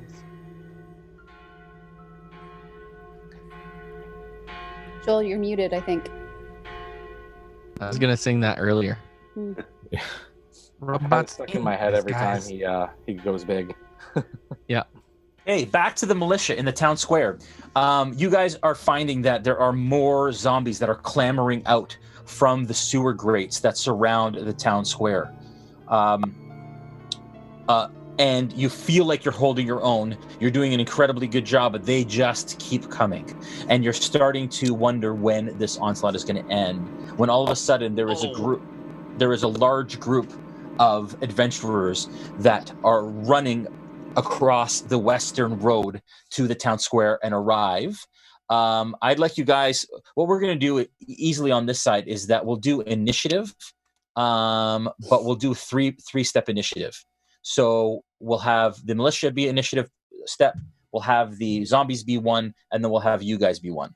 And you guys can all do attacks, and then we'll add up the damage, and that will basically be what happens, okay? And that's the way we'll kind of do it for mass combat here when we do. The first thing we're going to do is, as you guys are approaching, the militia start to gain some hope back, and they counterattack at these zombies. I would like the militia to attack now, please, as these guys are kind of closing in. And if you guys can prepare your attacks, if you guys can all roll your attacks, and then we'll just go left to right, and we'll add up how much damage that is, please. An attack has to be above a AC of 8. So only give me numbers that are above 8. Sterling? Yeah, so I'm above 8. The damage, I would have done Giant's Might again, so I'd be huge again. Oh. So it's 10 points of damage. 10. Rone? So all 3 Scorching Rays are above 8, doing a total of 12 and 19 fire damage. So 29. Dmitri? I rolled above 8 with the 18, and it's going to be 11 slashing damage. Okay, that finishes off 1 zombie. Josh? Callie? What do you want me to add this number to? Just roll your attack and then add your attack modifier with whatever you're attacking with. Yeah, okay. So 9 plus 5. 14. 14, okay. Yeah. Falpher? Yeah, I got a 17, and I'm doing that's 6 damage. Yeah. Okay, so 20. Rictavio? 26 damage. 26 damage? Cast a fireball that you would think would be a big flaming ball of glory, and instead it looks like a ball of snot falling in. A fireball ignites in the town square. That takes 2 more zombies out of there. How many are left? And Ezmerelda. I rolled an 18, and I rolled 20 points with a magic missile. 20 points? Okay. And that your magic missile impacts onto the chest of one of the zombies as it kind of stumbles backwards. Now, how many attacks do we get from the militia in the town square? 20 arrows. 20 attacks. So that's 20 spear attacks from the militia. Wow. You guys are the heroes. Really are. Crush them. Here we go. You want to count that? Josh, my counter. So funny. Poor guy. It's okay. It's good. And the militia begin to strike back with spears as they start to gouge and skew the zombies. 52. That's 2 more. That's 2, including Ezmerelda's damage. How many left? 5. Okay, back to Sterling. Or sorry, the zombies' time. The zombies turn and start to attack the militia and you guys. Slam attacks. Not enough. There's 5 left? Not enough. Wow, not enough. Not enough. The zombies aren't doing well. The last one does well and hits one of the militia for 4 points of damage as it slams into this militia member, and he stumbles backwards with a dent in his helmet. Sterling? I missed. Rone? I hit with... You guys can roll before I get to you. Yeah, that's 11 force damage. Okay, cool. Adam? I hit with 8 slashing. 19. Callie? 3, 5. 24. Okay. Falpher? I crit, and I did, and only 10 damage. That's with How my much? crit. 10? 10. Okay, yeah, you're breaking up a bit. You're lagging. It's weird. That's weird. That's another zombie gone. Rictavio. I'll take my action to go around and heal somebody who's down. Oh, good call. So you actually, the militia are all up currently. You go over to the one that just got hit and you heal him. Great. I'll stand ready to heal. Awesome. Ezmerelda. How many are left? How many zombies are left? 4. Okay, I'm going to hurl a lightning bolt at them. Lightning bolt. Whew. Guys, this is pretty cool. Adventures in a stream, fighting with the viewers at home side by side. It's pretty so cool. Freaking cool, man. I'm going to I'll do this at 4th level. Yeah. So let me see. Ooh, lightning bolt at 4th level. I'm just gonna, you know what? Ezmerelda's checking out. She's like, see you, folks. Oh no. Oh no, I rolled. Hold on. No, I got a 10. That's enough. Is it? Yeah. Yeah, an 8. Let me roll these 9d6s. Hold on. Wow. Wow. Wow. Wow. Wow. Wow. Okay, please, let's not have it be like our thing. A thing? Yeah. Of all the things. Yeah. Flame.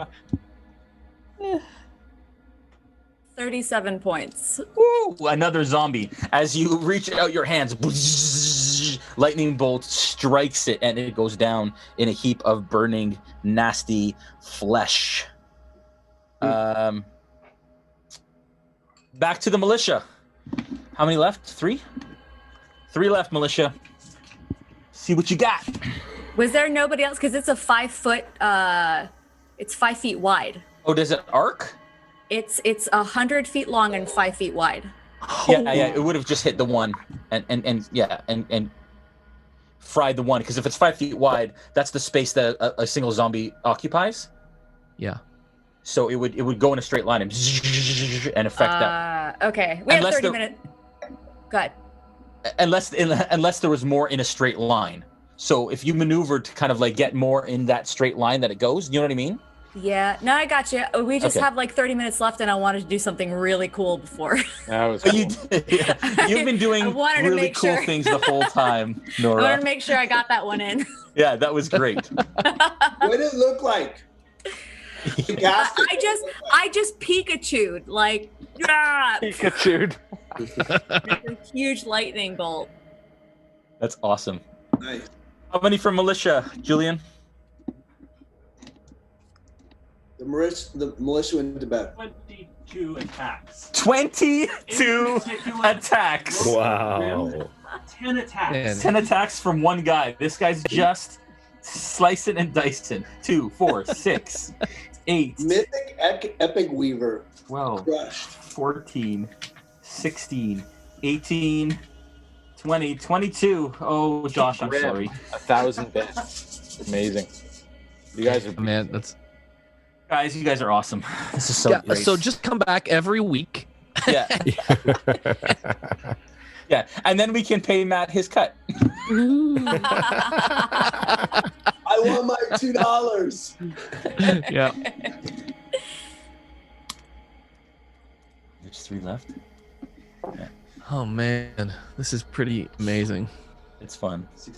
67 points of damage as 2 more go down. Sterling, you're up. It's a hit. 12 points of damage. Okay, 12. Rone. I quicken the spell, so 2 spells, 15 points total. Oh, 15. Falpher. Missed. Callie. Dmitri. I hit, so you can add 13 more slashing. How do you want to finish off this last zombie, Dmitri? Hey. All right. It's I'm pretty tired, so I'm sort of out of breath almost, but with a full 360, cut it right beneath the shoulders so that the arms fall off too. That's great. Nice. The arms fall to the ground. The shoulders kind of do the like slow slide off as the final zombie rests. The militia rejoices, and you guys take a breather. You also see that zombies are fleeing the town as well now. You've gotten word that they have turned tail and they continue to go. Well done, guys. Yay. That was very, very epic. All right. You guys find yourselves in the middle of town. We have a little time left. You guys spend the next day or so licking your wounds, reminiscing about the last few days. Vallaki spent some time rebuilding. Is there anything that you guys want to do in the last, before we end here. Yeah. What's Dole doing? I have no idea what he's doing. We need to bring a barrel of wine to the gnome. Yeah. Yeah. Because that's what he wanted us for. Yeah. So he'll give us something cool from his magic shop. Wasn't he just going to identify that one? That was the payment to identify. That was the deal, but we've already identified it, so I want to see what else he'll give us at that value. Okay. I don't know if I can figure that out now. I'll figure that out next session. I wasn't prepared for that necessarily, but we can figure I would really like to pee. Like in real life, or no, in character. Yes, in character. Okay. Yeah, I haven't peed. You can absolutely. She makes a point, folks, to pee every episode. In one of the episodes, they were in a crypt, and she ran off and peed in a coffin. So this is her opportunity. You can absolutely take a washroom break. Thank you. It's like Seinfeld, but you roll dice. Exactly. Go ahead. Yeah, I'm going to investigate the church that we were in, because I do know that the bones of St. Andrew should be in place. Mm-hmm. So I'm going to investigate that in this downtime. Mm-hmm. And try to discover what's happening there. And then I'm going to take Rone on a walk. Okay. So let's deal with the church first. Give me an investigation check to see how much information you get there, Rictavio. Yeah, 17 plus 3, so 20. Dirty 20. Okay, dirty 20. You find out, and you can decide whether or not you share this with the rest of the party, but you find out that the bones were taken. Actually, let's paraphrase. So you go to the church after things kind of settle down the next day, and you find that Milivosh, which is a boy who tends, an older boy, kind of a teenager who tends the church and the church grounds, he is burying the priest with Father Lucian with Yeska. You question them, and you find out that in order to feed his family, Milivosh breaks down and admits to you that he gave the bones to the coffin maker in exchange for money to feed his family. So I will slap him upside the head. Okay. And then I will give him money to feed his family. Very good. How much do you give him? I give him 20 crowns or 20. 20 gold? Yeah. Yeah. No, Wow. not 20 gold. Oh, geez. No, I'll give him 5 gold. Okay. He looks at you with indignation. You could tell he's got a really hard edge, and is at first indignant, and then calms. And when you give him the gold, he says thank you, and you could tell that he is greatly bothered by the fact that he's done this and brought this upon the church, and that he's responsible for Father Lucian's death ultimately. So yeah, and I'll say to him, I don't blame you, son. You did what you thought was best in the moment, but it is never best to side on the side of evil. I will always, as long as I'm here and in this town, I will, and these heroes, you will always have someone to turn to.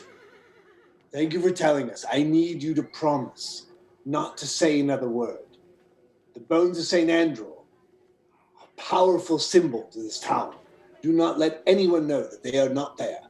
We shall, as heroes, return them at some point, I'm sure. I will. Thank you. So I will explain it to these guys. Yeah. At some point. Not right now. Okay. Walkabout with Rone. Yeah, I'll put Rone aside and I'll say, my friend, I know I don't know you well, and I sense your darkness, and I know where you're at, but you must know that that is a part of you, that light is as strong as darkness. You must let both live.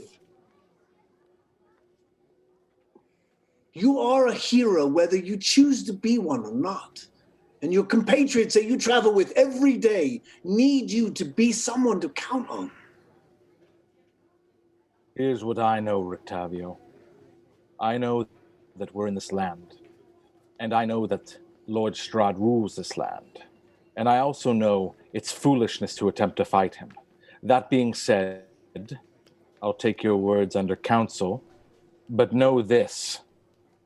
I'll do what's best for myself in the end. My hope is that in time, as you travel with your friends and your compatriots, perhaps me, that you will see that there are bigger things than our own need. But this will come in time, and I want you to know something. I will be here. Be here as counsel, be here as friend, compatriot, and someone who shares the same need, which is to bring Strahd to his knees. So at this moment, I won't say much more, except I'll hold out my arm. And I grab your arm. All right. Clasp, shake. Indeed. There we go. Bro hug. Bro hug. All right. Brone hug. Oh. Anyone else have anything they want to accomplish? Well, after the charm wears off, I realize everything that went down, and I feel a little disgusted with Rone and Falpher giving up Irina, and disgusted with myself forever letting that happen. You know, I realize I didn't really have control over it, but being able to be charmed by Strahd and helping him in any way, shape, or form disgusts me. So I have a real introspective time, and I kind of avoid the rest of the party for a little while. Okay. I'll head over. I'll head over to Dmitri and just have a conversation about the fact that Sterling's talking to us. My friend, Dmitri, why is it Sterling, after having completed such a great battle with us, is no longer by our side? He's alone now. We should go encourage him. I agree. Which way did he go? I did not see. All right, yes, let's find him and see if we can cheer him up a little. I know he did get some confusion during that battle. At one point, it seemed like he was not on our side anymore. Which... No, I noticed that as well. Strange. Yes, let's find him.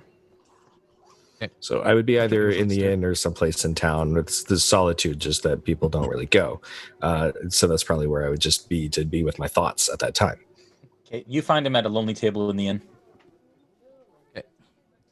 I'll snuggle up beside him, and I'll kind of move further away, kind of like a.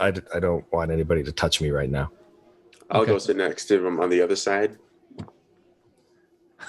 What do you want? Sterling, listen. That battle, sometimes decisions are needed to be made for the benefit of the people you care about, and sometimes things are not so clear. Yes, we know you didn't choose to be, I guess, suggested under his influence like that. We knew you would never do such a thing willingly. No, I wouldn't. And I did everything. Why did you, Falpher? Why did you? Well, I knew that there was a way we were going to defeat Strahd. And yet, my friends, I needed them to live. So I knew that if I could convince his lover to give himself up to him, that perhaps we might live to defeat him another day. That is the only reason. I would have died to protect Irina. I would have died to keep him away from her, even for just a few more moments. And you went and broke down the door. You and Rone broke down the door, and you brought her right to him. Sterling, come, my friend. These are decisions that adults have to make all the time, but it's not normal for a child like you to make these kinds of decisions. So I know it is quite difficult. Yes. Someday you will understand. We know that Falpher would never sacrifice Irina. I think the intent was that she could maybe talk some sense into Strahd, which I think maybe worked, didn't it? But at what cost? What did we lose? Not just for her, but in ourselves. I can tell you we've gained. We've gained another day to live. And perhaps tomorrow we can defeat Strahd, or the next day, or the day after that. Certainly we could not defeat him for all of these people if we are all dead. Yes, I'm quite convinced if we had continued the way we had been, we would all be dead right now, or worse. I would rather have been dead than let that happen. You talk down to me for my age, but I still think this is a decision I would make whether I was 11 or 11. And Sterling, let me speak to you sternly, with some sternitude. There is no way that we would have survived that battle if we did not do what we did. There is no way. So you may choose to give your life to small battles, but I give my life to large battles. That was a large battle. We were fighting the devil himself. And we would have lost. I had not taken any damage. I still had so much fight in me, and I didn't even get to finish it. We would have lost. Your mind had been altered. You remember, don't you? How much do you remember? I remember he told me to protect him, and for some reason it just made sense. Yes, you see, maybe if we hadn't have stopped it the way we did, maybe you would have been the one inflicting all the damage on us. No, I didn't want to hurt any of you. It's just in that moment, it was like he was one of you as well, just one of my friends, and it was very confusing. I think there are a lot of lessons we can take away from that battle. First of all, that we're nowhere near strong enough to defeat him the way we are. But also that perhaps maybe we could be a bit more tactful in our approach next time. And as you say tactful, all of a sudden I come running in butt naked, woo! Right through and out the back door. I didn't even have time to cover my eyes that time. No. I'm so sorry about that. She's a loose cannon. Yes, I see we all have some tactfulness to learn until that day. Are we all on the same page that the devil Strahd must die? Of course. That he must be destroyed, never to return. Oh, yes. I would love for it to be by our hands even, Sterling. And do By that whatever means necessary, as long as we fight evil, without sacrificing good. Agreed. My perspective on good is long term. I'll say that. Then let us do that. Okay, I agree. Very good. Here, have some wine. All right, you don't drink. Never mind. I'll have the wine. Dink. Don't drink that much, though. Look what just happened to Callie. Right. I think Nora's raising her arm. Yes. Whenever you're Done. I would like to, when everybody has cleared, after everybody had cleared out of the church, I would like to go in alone. Okay. And I walk up to the altar and kneel. And I say, I've never prayed before, and I don't even know who I'm praying to, or if you can hear me, but I am in a very difficult battle, and I can't do it alone. And if you can please help me find Rictavio, please help me find Venrikten. I need his guidance. And I really fear that I'm not going to be able to make this out alive. And I need to defeat Strahd, but I cannot do it alone. And I cannot do it without his help. So please, Please help me find him. Very good. I'd like you to make a religion check with advantage.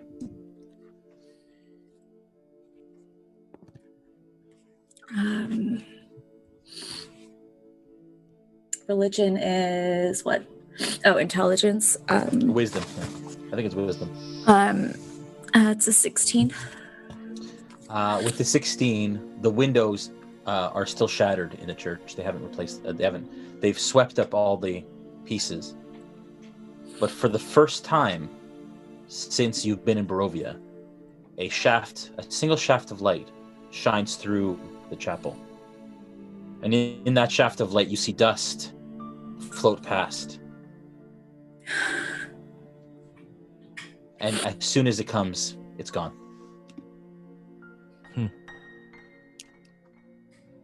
I make my way back to the inn.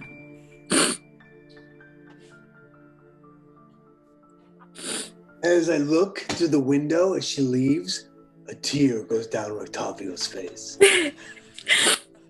And every day, Jason, every day he wakes up, and as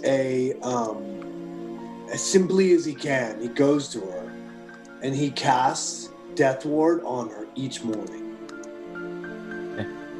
Make sure that she lives another day. Love it. Whether she knows it or not, he will go up and place his hands on her to cast. Love it. A few days later, you all sit in the Blue Water Inn. The scars from the battle are still present. Your egos are still bruised. Your resolute strength and drive are renewed and invigorated just in the presence of each other as you spend time reflecting, possibly planning. As a messenger brings you guys a letter while you're in the inn. And he hands it to Dmitri. And it is not addressed to anyone, but it has the seal that you guys have come to know is the seal of Strahd von Zarvich on it. What do you do? Easy, Dmitri. It's a letter. It looks like it's from Strahd. Do not open it. Do not. We have to find out. Open it. I'm not afraid. I know. Open it. She's right. Open it. I open the letter. It says, "My friends, know that it is I who have brought you to this land, my home, and know that I alone can release you from it.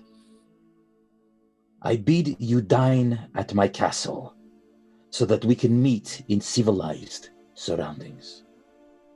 Your passage here will be safe one. I await your arrival. Your host, Strahd von Zarvich." And that is where we're going to end the session for this evening and the last episode of our first season of Into the Mist. Wow. Oh, very good, guys. Very good. I'm so invested in the death of Strahd right now. Oh, man. It was good. Woo, that was good. There were tears, there were laughs, there were moments. Man alive, folks. Guys, I can't, first of all, to Matt and Noura. Yes. Thank you, guys. Holy crap. You guys went through the gauntlet today. You gave it all you got. You gave tears. You gave your vocal cords, Matt. It was incredible to play with you guys, as it always is. And we hope to have you at our table again. This campaign will go for a while. And so hopefully we have an opportunity to play with you guys in person next time. And possibly in Castle Ravenloft at some point in the future. That would be incredible. So I want to thank you guys so much for joining us from the bottom of our hearts and making this day very, very special. Thank you guys so much. This has been such a dream. You guys were so inspiring and amazing. Jason, you're always incredible. And Matt, this has been like a dream come true to play with you, and just like this whole entire day has just been unreal. So fun. Well, I want to say that I've had, such a, Jason, I think you said it, that you lost your partner last year, and it's your business partner. But the idea of spending time with people and playing games in this time that is like a crazy time in the world is an honor to make new friends and to play with people I've never played with. And still, in a moment's notice, you break down every barrier and you're pretending with all your heart. So thank you for having me. Thank you for letting me spend the day. It's a great way to spend a life, and I appreciate spending this last 12 hours with you, Jason. 12 hours. Yeah, it's been 12 hours. 3 hours on Monday, so it's been a lot, but it's been great, and it's been a lot of fun. So thank you guys. Thank you. Thanks so much. And to my cast for the last 3 months, I know it feels like it's been forever. It's only been 13 episodes, but guys, you've poured so much into this season already. It's been unreal. We've had a really rough year, and looking forward to those Mondays every Monday have got me through those times. It is, I'm eternally in all of your debts. So I want to thank you for sharing my table with me during this season, and on to Wildmount in a week as of Monday, and then back to Strahd in a little while. I love you guys. Be safe. We won't play together around the same table probably for the foreseeable future, but lots of bro hugs when we see each other again in the near future, for sure, guys. Stay safe, be good. For all of you at home, support Gary Con, please. Again, canceling a show of that size leaves unimaginable scars in companies that are involved financially and all those things. I mean, Gary Con was going to be the pinnacle of a lot of our D&D experiences and careers, and it was crushing to find out when it was canceled.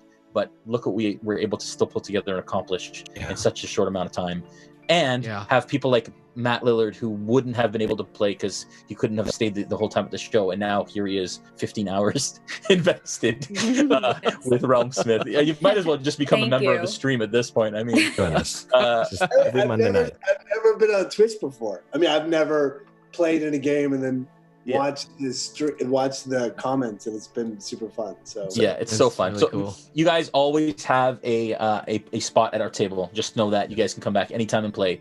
Please just let me know whenever you guys want to. I love you guys. People at home, stay safe.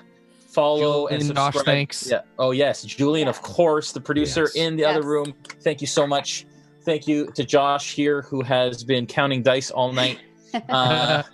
And thank you to all the viewers at home. Holy crap, guys. You've blown our socks off with your support tonight. I didn't expect that. We thought, hey, this will be fun. Let's just make a little interactive, fun kind of moment. And it's been unbelievable.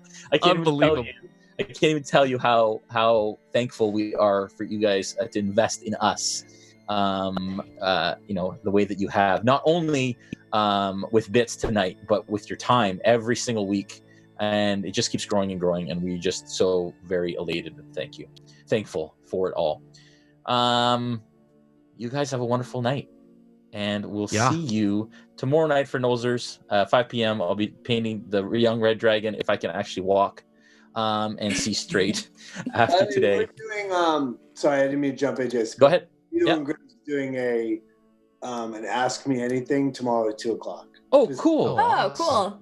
Just I don't know. We're just trying to add our voice to help out. So 2:00 on the Gary channel, right? 2:00 Pacific time, so 5:00 on Gary channel. Yeah, on the Gary Con channel. Okay, 2:00, guys. Tune in for that. And then Nora, Matt, and I will be playing the Cyberpunk game on Monday night with proper internet. And Mike Pondsmith, the creator of Cyberpunk, is the game master for that. He created it back in the 80s. He's so cool. Super fun. It's so fun. Storyteller. The couple moments that I played were a blast. And a great voice, too. He has a great voice. Yeah, he does have a great voice. He really does. He does. All right, guys. Love you guys. Be safe. Be good. Play lots of D&D and hold those that are special to you even closer during this time. Okay? Yes. Take care. You guys have a good night. See you guys.